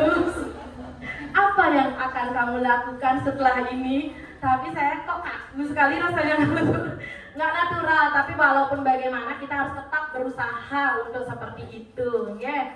Oke, terima kasih ya Bu Guru Lode. Lanjut Bu Guru Siva. Oke, keyakinan kelas. Saya yakin Bapak Ibu wali kelas sudah buat ya. Sudah ya, Pak Guru sudah buat. Punya nggak keyakinan kelas ketika belajar agama? Iya. Oke, nggak usah disebutkan. Sudah saya pahami perasaan Bapak ya. Jadi baik. Jadi keyakinan kelas ini tidak hanya sebenarnya guru kelas saja yang punya. Bapak Ibu yang mengajar di bidang studi juga bisa. Bu Guru Nur pasti sudah ya. Saya yakin itu, sering saya ngintip-ngintip ke sana ke belakang. Baik Bapak Ibu, kenapa sih kok keyakinan kelas bukan peraturan kelas aja gitu? Mungkin ada yang masih ingat dengan penjelasan saya tadi. Kok peraturan sih bukan, kok keyakinan sih nggak peraturan aja gitu? Ayo dong. Oke, kayaknya Bu Guru Ari udah bisik-bisik. Saya dari tadi sudah ngeledak-ngeledak Bu Guru Ari ini. Ayo Bu Guru, tapi ya, kenapa sih kok keyakinan kelas bukan peraturan atau kesepakatan gitu? Silakan Bu Guru.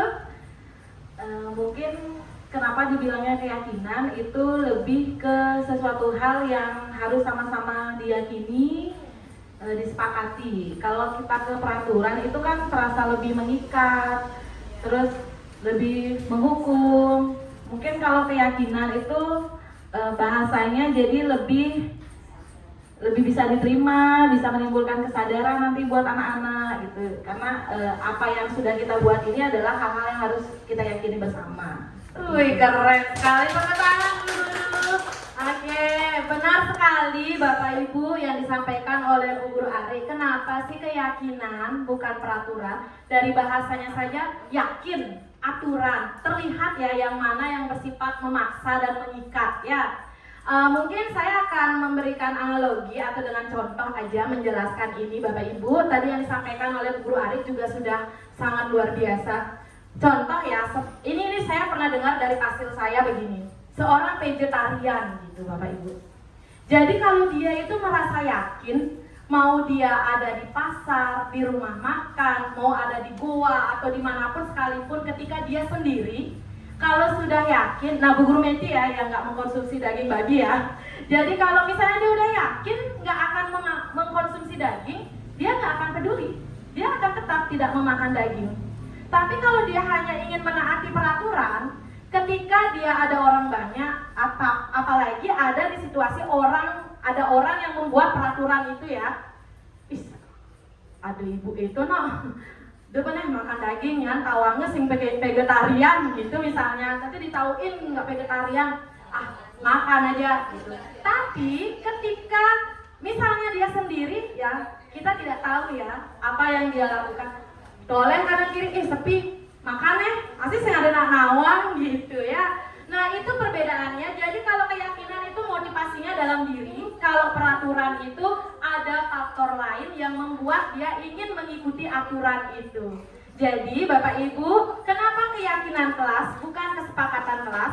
Segala sesuatu yang diyakini ada atau tidak ada kita pasti akan dilaksanakan. Tapi kalau peraturan, takutnya nanti anak-anak itu melaksanakan karena takut dikenai sanksi. Jadi disiplin positif yang bisa diterapkan itu jangkanya cuma pendek, bukan menjadi kebiasaan yang positif untuk selanjutnya. Seperti itu, itulah sejarah kenapa kesepakatan kelas berubah menjadi keyakinan kelas. Jadi kalau membuat keyakinan kelas itu kita tidak usah membuat sanksi-sanksinya kayak gitu. Karena suatu keyakinan, jika dia melanggar keyakinannya, lebih diyakinkan lagi sampai lebih sampai kita benar-benar bisa menguasai ego kita. Astun kare ya. Baik, silakan Bu Guru Siva. Selanjutnya, bagaimana sih caranya pembentukan keyakinan kelas? Nah, saya rasa Bapak Ibu sudah tahu pasti ya beberapa karena sudah melaksanakan. Di sini mungkin ada poin yang saya ingin sampaikan. Jadi peraturan kelas itu sebaiknya menggunakan kata yang positif. Misal, menghindari kata tidak dan jangan. Misalnya, tidak saling mengejek, tidak terlambat ke sekolah, jangan membuang sampah di dalam kelas. Misal, tidak datang terlambat ke sekolah. Kira-kira kita bisa ganti bahasanya menjadi apa? Iya, disiplin atau tepat waktu ke sekolah. Tidak mengejek atau tidak memotong pembicaraan orang lain. Ya, saling menghargai dan menghormati. Bapak Ibu pastikan anak-anak kita itu paham keyakinan yang sudah mereka buat. Jadi nggak usah banyak-banyak, nggak usah sampai 10 poin, 6 poin, 5 dan 4 atau 5 itu sudah cukup. Jadi itu bisa mengcover semuanya. Saling menghargai dengan teman di kelas. Misalnya kalau dia mengejek, membuli kan udah kena keyakinan yang pertama, seperti itu. Nanti sampai di kelas, ayo kita bareng-bareng kita cek keyakinan kelas kita ya. Baik Bapak Ibu, lanjut. Nah Bapak Ibu, kira-kira ini ada yang hijau, ada yang coklat. Kira-kira yang mana yang keyakinan Bapak Ibu? Yang hijau. Kenapa Bu Guru Sugi? Nggak suka warna coklat? Karena yang hijau menggunakan kata-kata yang positif dan tidak ada kata tidak dan jangan. Iya, lumayan ya daya ingatnya, keren sekali. Tepuk tangan Bapak Ibu. Setuju nggak yang ini Bapak Ibu ya, keyakinan? Betul ya. Oke, silakan dilanjutkan Bu Guru Siva. Oke, ini adalah materi yang terakhir yaitu sebelum kita praktek nanti ya, segitiga restitusi. Dari tadi saya ngomongin restitusi, ternyata pengertiannya adalah ini. Jadi restitusi itu adalah suatu dialog Bapak Ibu yang kita lakukan kepada anak didik kita. Ketika anak didik kita itu melakukan suatu kesalahan, kita menanyakan tujuannya, solusinya apa, alasan alasannya kenapa mereka berbuat hal yang seperti itu. Nah, seperti teori kontrol tadi, kesalahan itu pasti dilakukan karena ada tujuannya. Tentunya untuk memenuhi 5 dasar kebutuhannya. Oke, next Bu Guru Sipa. Nah, kita tahu bersama bahwa segitiga itu memiliki 3 sisi ya Bapak Ibu. Sisi pertama, ketika kita akan melaksanakan segitiga restitusi, jadi Bapak Ibu nanti contohnya bisa boleh minta sama Pak Guru Komang atau Bu Guru Lode bagaimana penerapannya ya. Di sini tidak saya cantumkan. Yang pertama, ketika siswa kita melakukan kesalahan, kita melakukan validasi tindakan yang salah. Jadi tidak ujuk-ujuk kita ngapain sih kamu kayak gitu, terus saja kayak gitu. Kita tanya dulu Bapak Ibu, anak kita itu pasti memiliki alasan. Misalnya dia nyontok temennya, apa ya bahasa Indonesia nyontok? Oh mukul, cinta, digituin kepala temennya. Kamu ini ngapain dicinta kepala temennya? Kan kita nggak pernah tahu ada kebutuhan apa yang ingin dipenuhi. Mungkin saja dia senang-senang, mungkin saja karena dia tadi juga digituin, kita kan nggak pernah tahu. Jadi kita wajib menanyakan apa sih alasannya.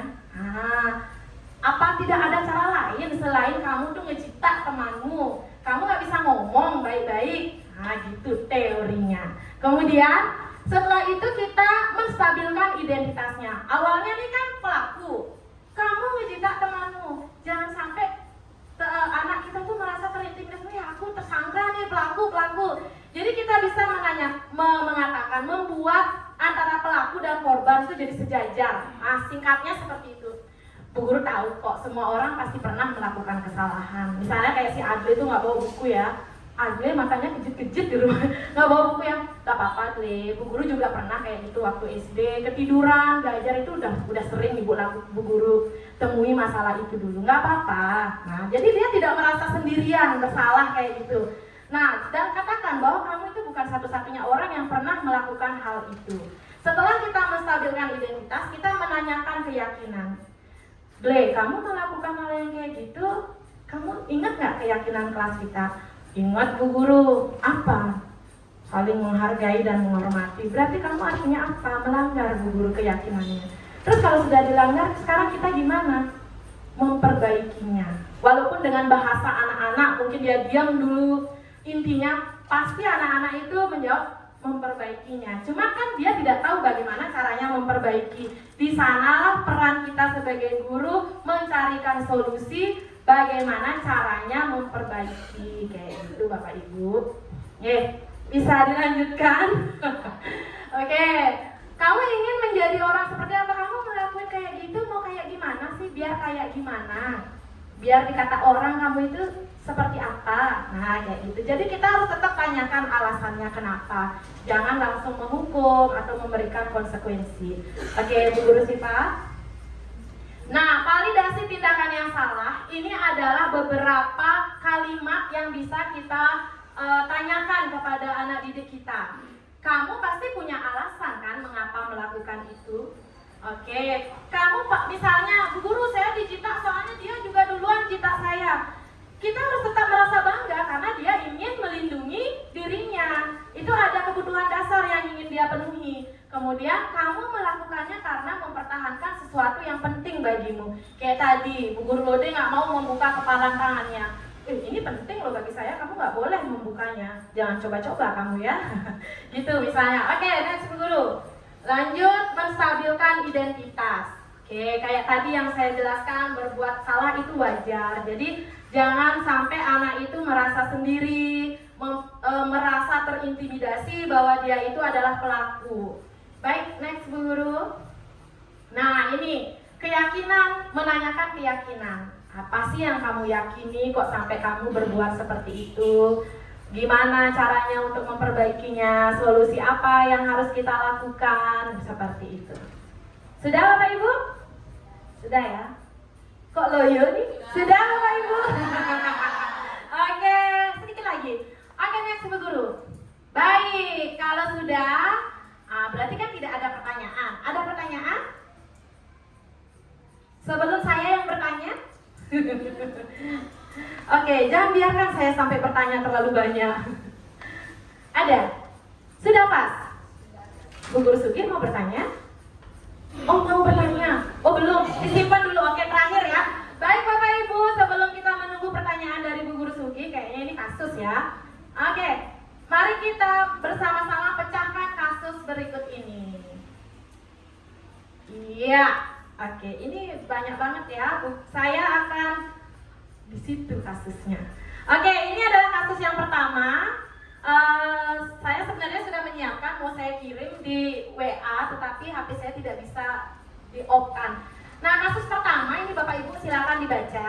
Jadi intinya adalah ada guru matematika di kelas 8 SMP berarti ya. Guru matematika ini nggak sekolah karena dia sakit. Nah, minta tolonglah dia mencari guru pengganti yang namanya Ibu Eni. Si Ibu Eni ini adalah bu guru yang baru 2 tahun bekerja di sekolah itu. Nah, ketika Bu Eni ini masuk ke kelas 8, adalah dua orang murid yang bernama Vivi dan Natali. Dua murid ini bertingkah ketika gurunya itu mengajar, sehingga membuat Bu Guru Eni ini merasa tidak nyaman. Nah, keesokan harinya si Bu Guru Eni ini ngadu dong ya sama Bu Guru Santi. Bu Guru Santi, muridnya loh bermain aja di kelas. Nah, misalnya seperti itu. Kayak misalnya saya ngadu sama Yuni kalau muridnya berantem, bercanda kan muridnya ajak belajar. Nah, seperti itu. Sehingga si Pipi dan Natali ini dipanggil sama Bu Guru Santi gitu. Next Bu Guru. Oke. Sehingga sampai setelah dipanggil, diajaklah mencari solusi gimana caranya meminta maaf sama Bu Guru Santi, sama Bu Guru Eni ini, begitu. Oke, Bapak Ibu bisa baca kasusnya.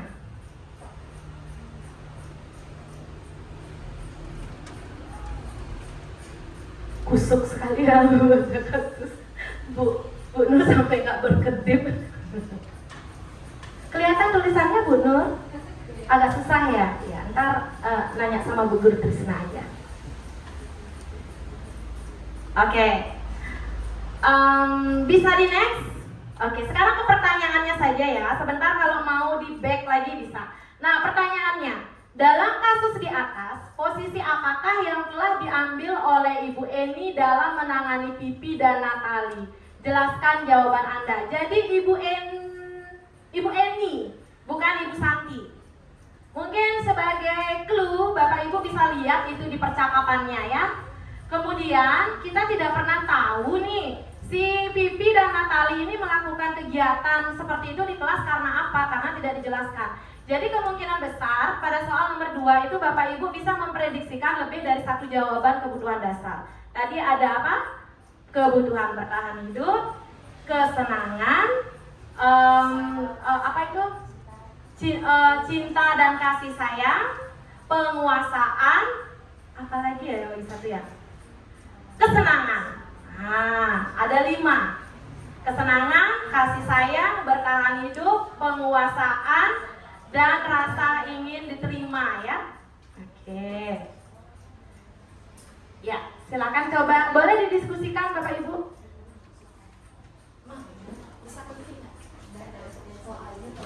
Oke, naskahnya. Nah, nih Bu Santi nih.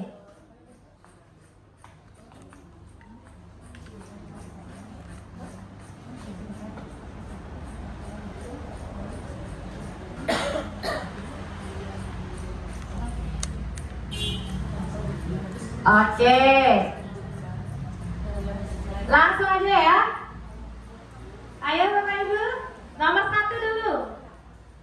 Kasusnya, kira-kira Ibu Eni ini posisinya di mana? Ada 5 kan? Ada posisi teman, ada posisi penghukum, pemantau, manajer, dan lagi satu pembuat rasa bersalah. Oke. Ayo, Bu Guru Sipa mau? Oke, ayo Bu Guru. Dari tadi kasihan, ayo Bu Guru. Ya. Padahal Bu Gurunya berkelompok sama laptop ya.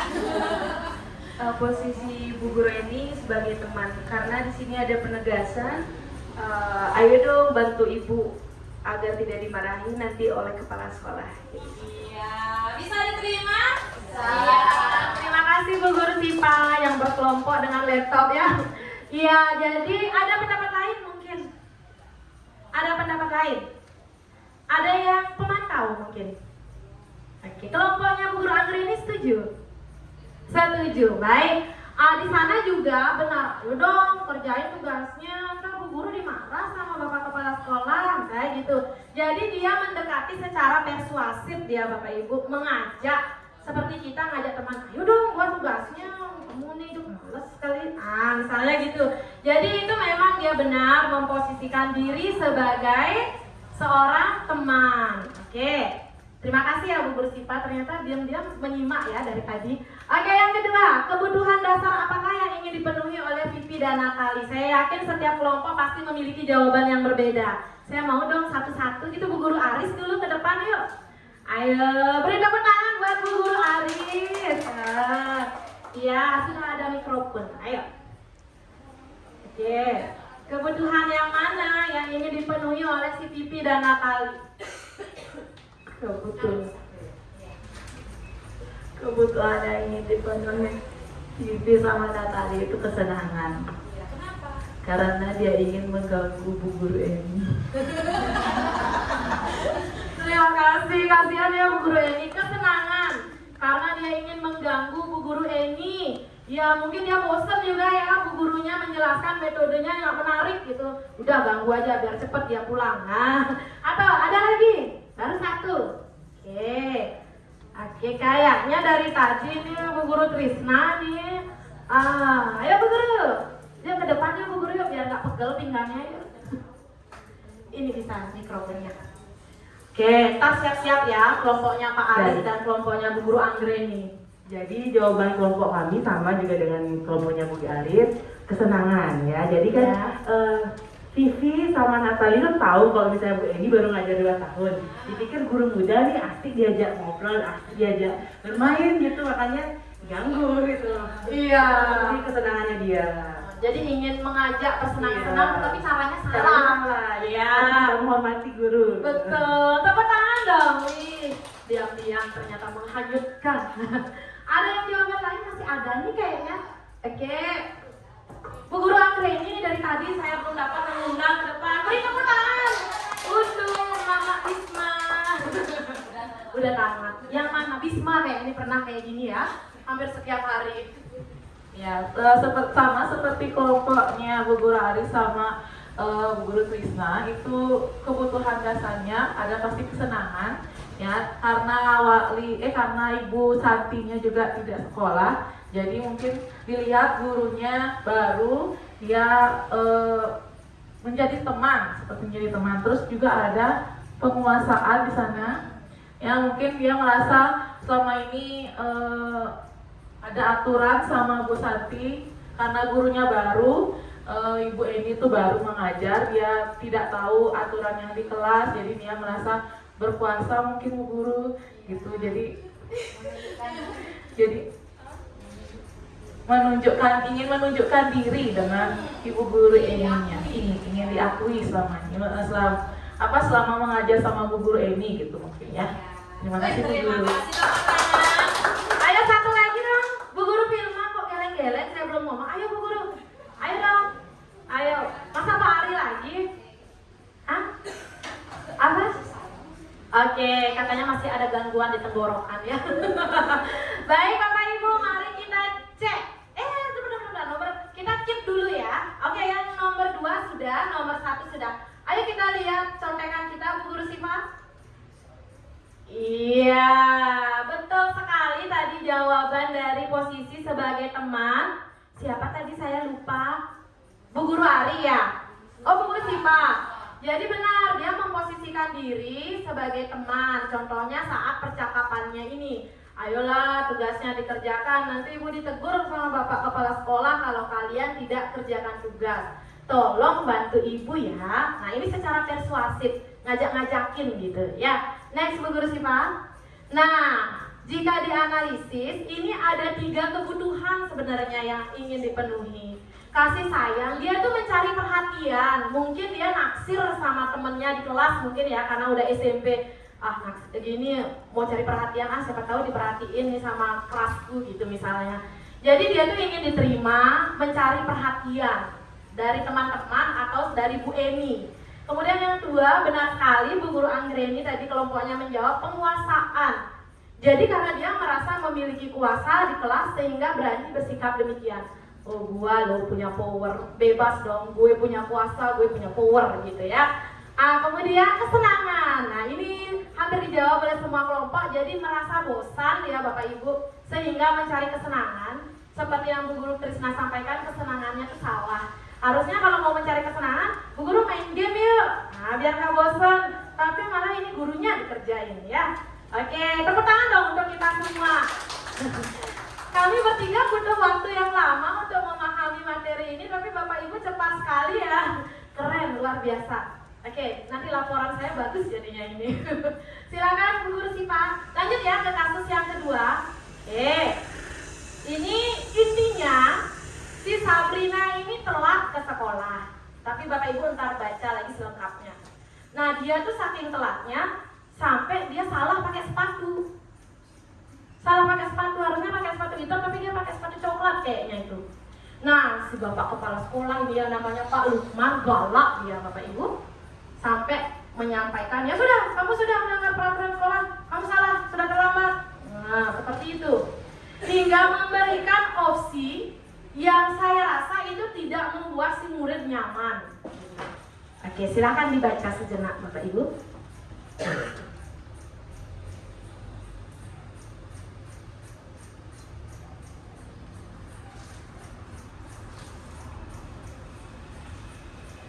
Iya, bisa di next Bapak Ibu? Ya, di next ya. Nah, padahal si Sabrina ini udah minta maaf, tapi Pak Lukman ini masih kekeh dia gitu. Udah minta maaf, udah minta ampun, sudah bilang nggak akan kayak gitu lagi, tetap juga kejam sekali Pak Lukman ini ya. Kalau di Indosiar kita bisa buatkan judul ini ya. Oke, next Bu Guru, ini dia pertanyaannya. Nah, dalam kasus nomor 2, sikap atau posisi apakah yang diambil oleh Bapak Lukman? Jelaskan apa indikatornya. Oke. Kemudian nilai kebajikan apa yang ingin dipenuhi sepatu harus hitam? Nah, tadi nilai kebajikan universal itu ada 7 secara terperinci. Tadi ada tanggung jawab, kemudian disiplin, ada kasih sayang, terus ada toleransi, rasa ingin diterima. Tanya ya. Oke, 1 menit.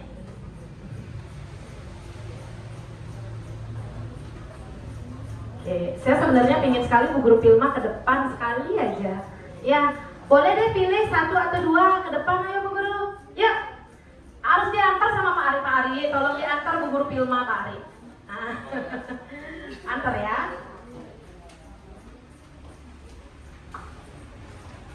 Oke, Bapak Ibu boleh kok punya pertanyaan yang berbeda. Semakin banyak yang berbeda, kita akan semakin kaya ya. Silakan Bu Guru Pilma. Baik, terima kasih Bu Guru Lina. Untuk kasus yang kedua, pertanyaan pertama itu menurut saya ini dari sudut pandang Bapak Lukman ya. Iya betul. Bapak Lukman ini posisikan diri sebagai penghukum menurut saya. Karena Pak Lukman ini tidak mau tahu apa alasan dari siswa tersebut.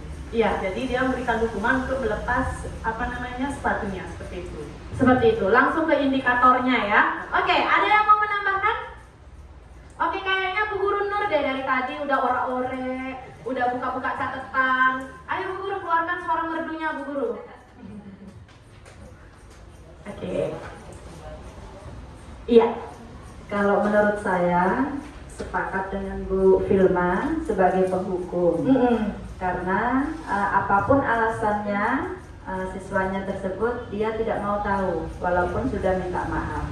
Kemudian yang kedua mungkin membuat rasa bersalah juga. Iya. Sudah. Oke, terima kasih ada tambahan. Membuat rasa bersalah. Tepuk tangan dong buat Bu Guru Firma, Bu Guru Nur. Iya Bapak Ibu, tadi itu ada jawaban sebagai posisi penghukum dan posisi pembuat rasa bersalah. Nah yang nomor 2, nilai kebajikan apakah yang ingin dipenuhi oleh Bapak Lukman dan peraturan sekolahnya? Kok sepatu harus hitam? Jadi kalau orang Bali bilang sepengep itu harus hitam gitu. Oke. Ya, Bapak Ibu. Saya bingung mau nunjuk yang mana, atau boleh angkat tangan deh. Oke. Oh iya, Bu Guru Anggreni, silakan Bu Guru Anggreni.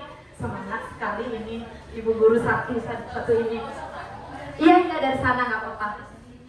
Menurut saya dan kelompok saya itu nilai kebajikannya mungkin ada tanggung jawab. Iya.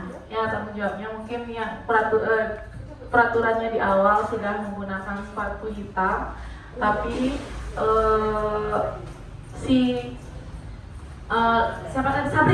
Sabrina itu memakai sepatu warna coklat, tapi seharusnya Pak Lukman bertanya sih sama Iya. Sabrina.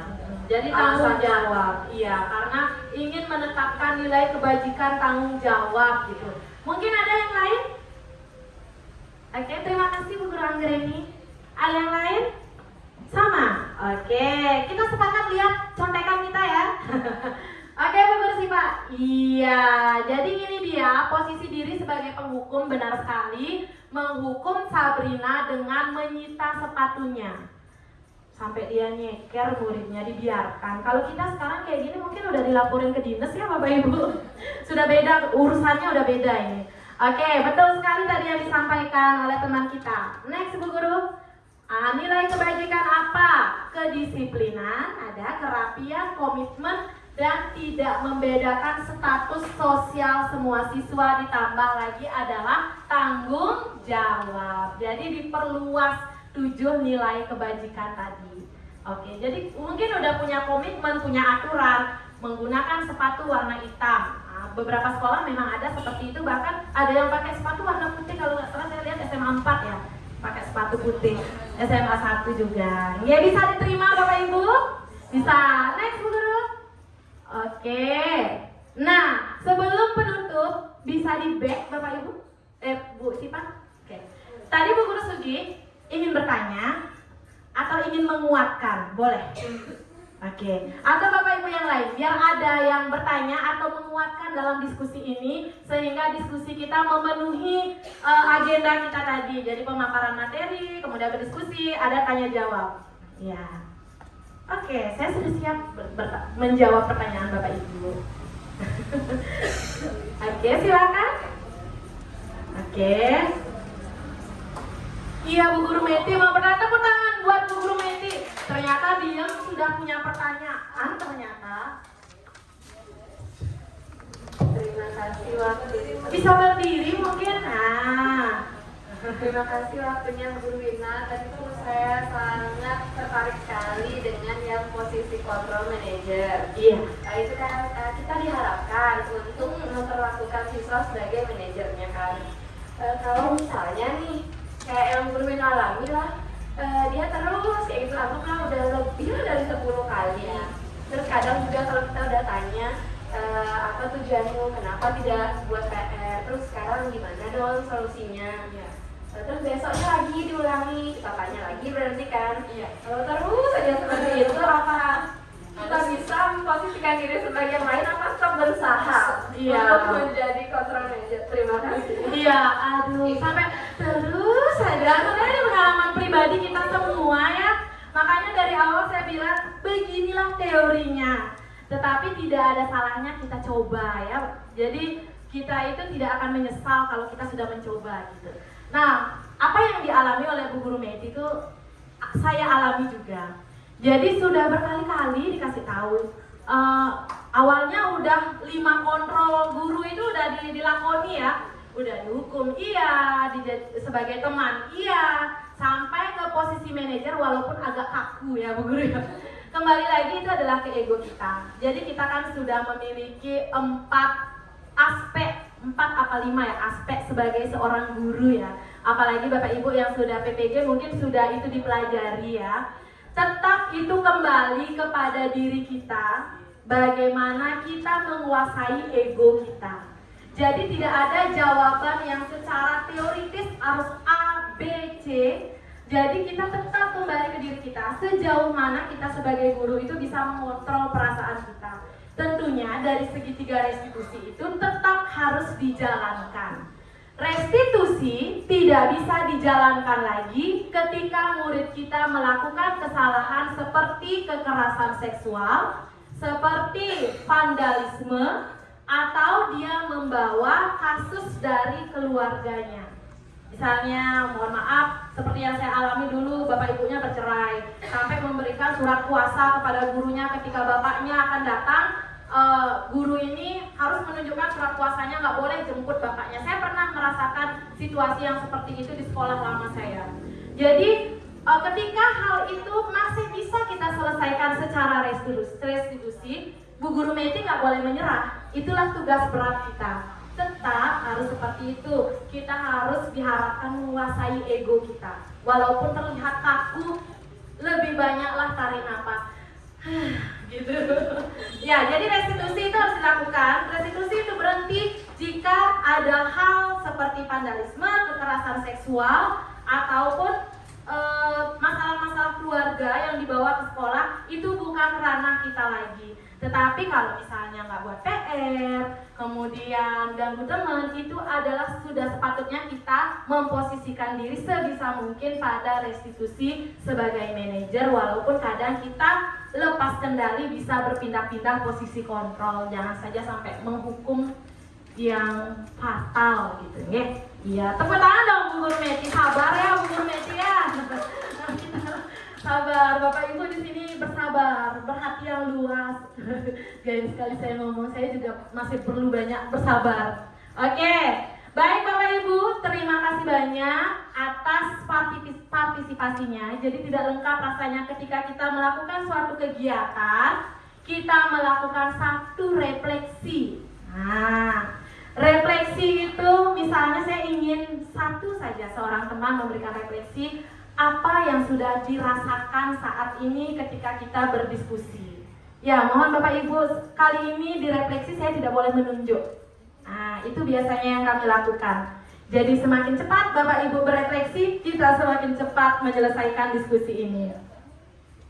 Terima kasih banyak. Akhirnya saya mendapat, akhirnya. Ayo Bu Guru, tepuk tangan dong buat Bu Guru ini. Terima kasih banyak ya Bu Guru. Refleksi dari kegiatan kita hari ini. Jadi saya di sini merasa ternyata saya jauh dari kata sempurna ya, karena rokok aja yang sempurna Bu Guru ya. Jadi sangat-sangat jauh dari kata guru yang sempurna. Aduh, mungkin hanya 10% ya dari apa yang sudah dipaparkan tadi oleh Bu Guru Wina, hanya 10% yang baru saya lakukan di kelas.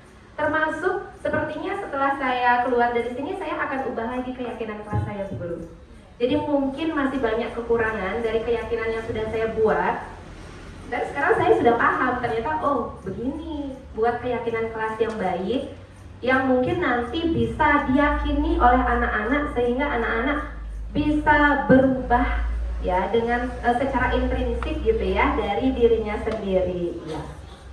Iya betul. Nah kemudian untuk kontrol diri itu saya jujur harus perlu mengontrol ya dan belajar seperti ini lagi, dimana kadang-kadang saya sering sebagai penghukum Bu Guru ya jujur sama aja ya. Kemudian membuat rasa bersalah juga terhadap siswa. Jadi di sini saya harus ubah bagaimana saya harus menjadi seorang manajer ya untuk kedepannya, sehingga saya menjadi pendidik yang sejati ya, sehingga dapat membawa perubahan untuk pendidikan kita. Terima kasih. Aduh, luar biasa sekali. Tepuk tangan dong untuk Bu Guru. Aduh, Bu Guru, kita nggak sendirian. Kayaknya teman-teman kita di sini juga merasakan hal yang sama ya. Oke, Bapak Ibu, setelah materi ini, silakan Bu Siva. Kita sudah sampai di penutup. Jadi saya tidak akan membaca penutup ini secara teoritis, Bapak Ibu ya. Ayolah Bapak Ibu kita bersama-sama berkolaborasi bagaimana kita saling menguatkan nanti sebagai guru ketika kita menghadapi murid-murid kita di sekolah. Mari kita bersama-sama saling menguatkan agar kita tetap kuat dan selalu menjadi benteng utama untuk murid-murid kita. Tepuk tangan untuk kita semua. Oke? Iya.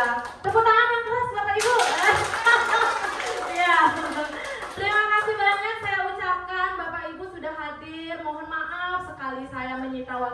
Ibu, semoga kegiatan kali ini memberikan manfaat dan menjadi inspirasi ke depannya buat kita untuk selalu kuat dan menjadi salah satu fondasi kuat untuk anak kita di sekolah, biar anak kita itu tumbuh menjadi karakter yang baik. Ya, Bu Guru Trisna kayaknya sedih sekali ya, apalagi merenung. Baik Bapak Ibu, karena tadi sudah dibuka dengan doa, mari kita tutup kegiatan ini dengan doa. Oke, baik Bapak Ibu, mari kita berdoa sesuai dengan agama dan keyakinan masing-masing. Berdoa mulai. Berdoa selesai. Terima kasih Bapak Ibu, mohon maaf kalau dalam penyampaian saya ada salah katanya. Terima kasih banyak. Para Santi katanya. Om Santi, Santi, Santi. Om, selamat siang.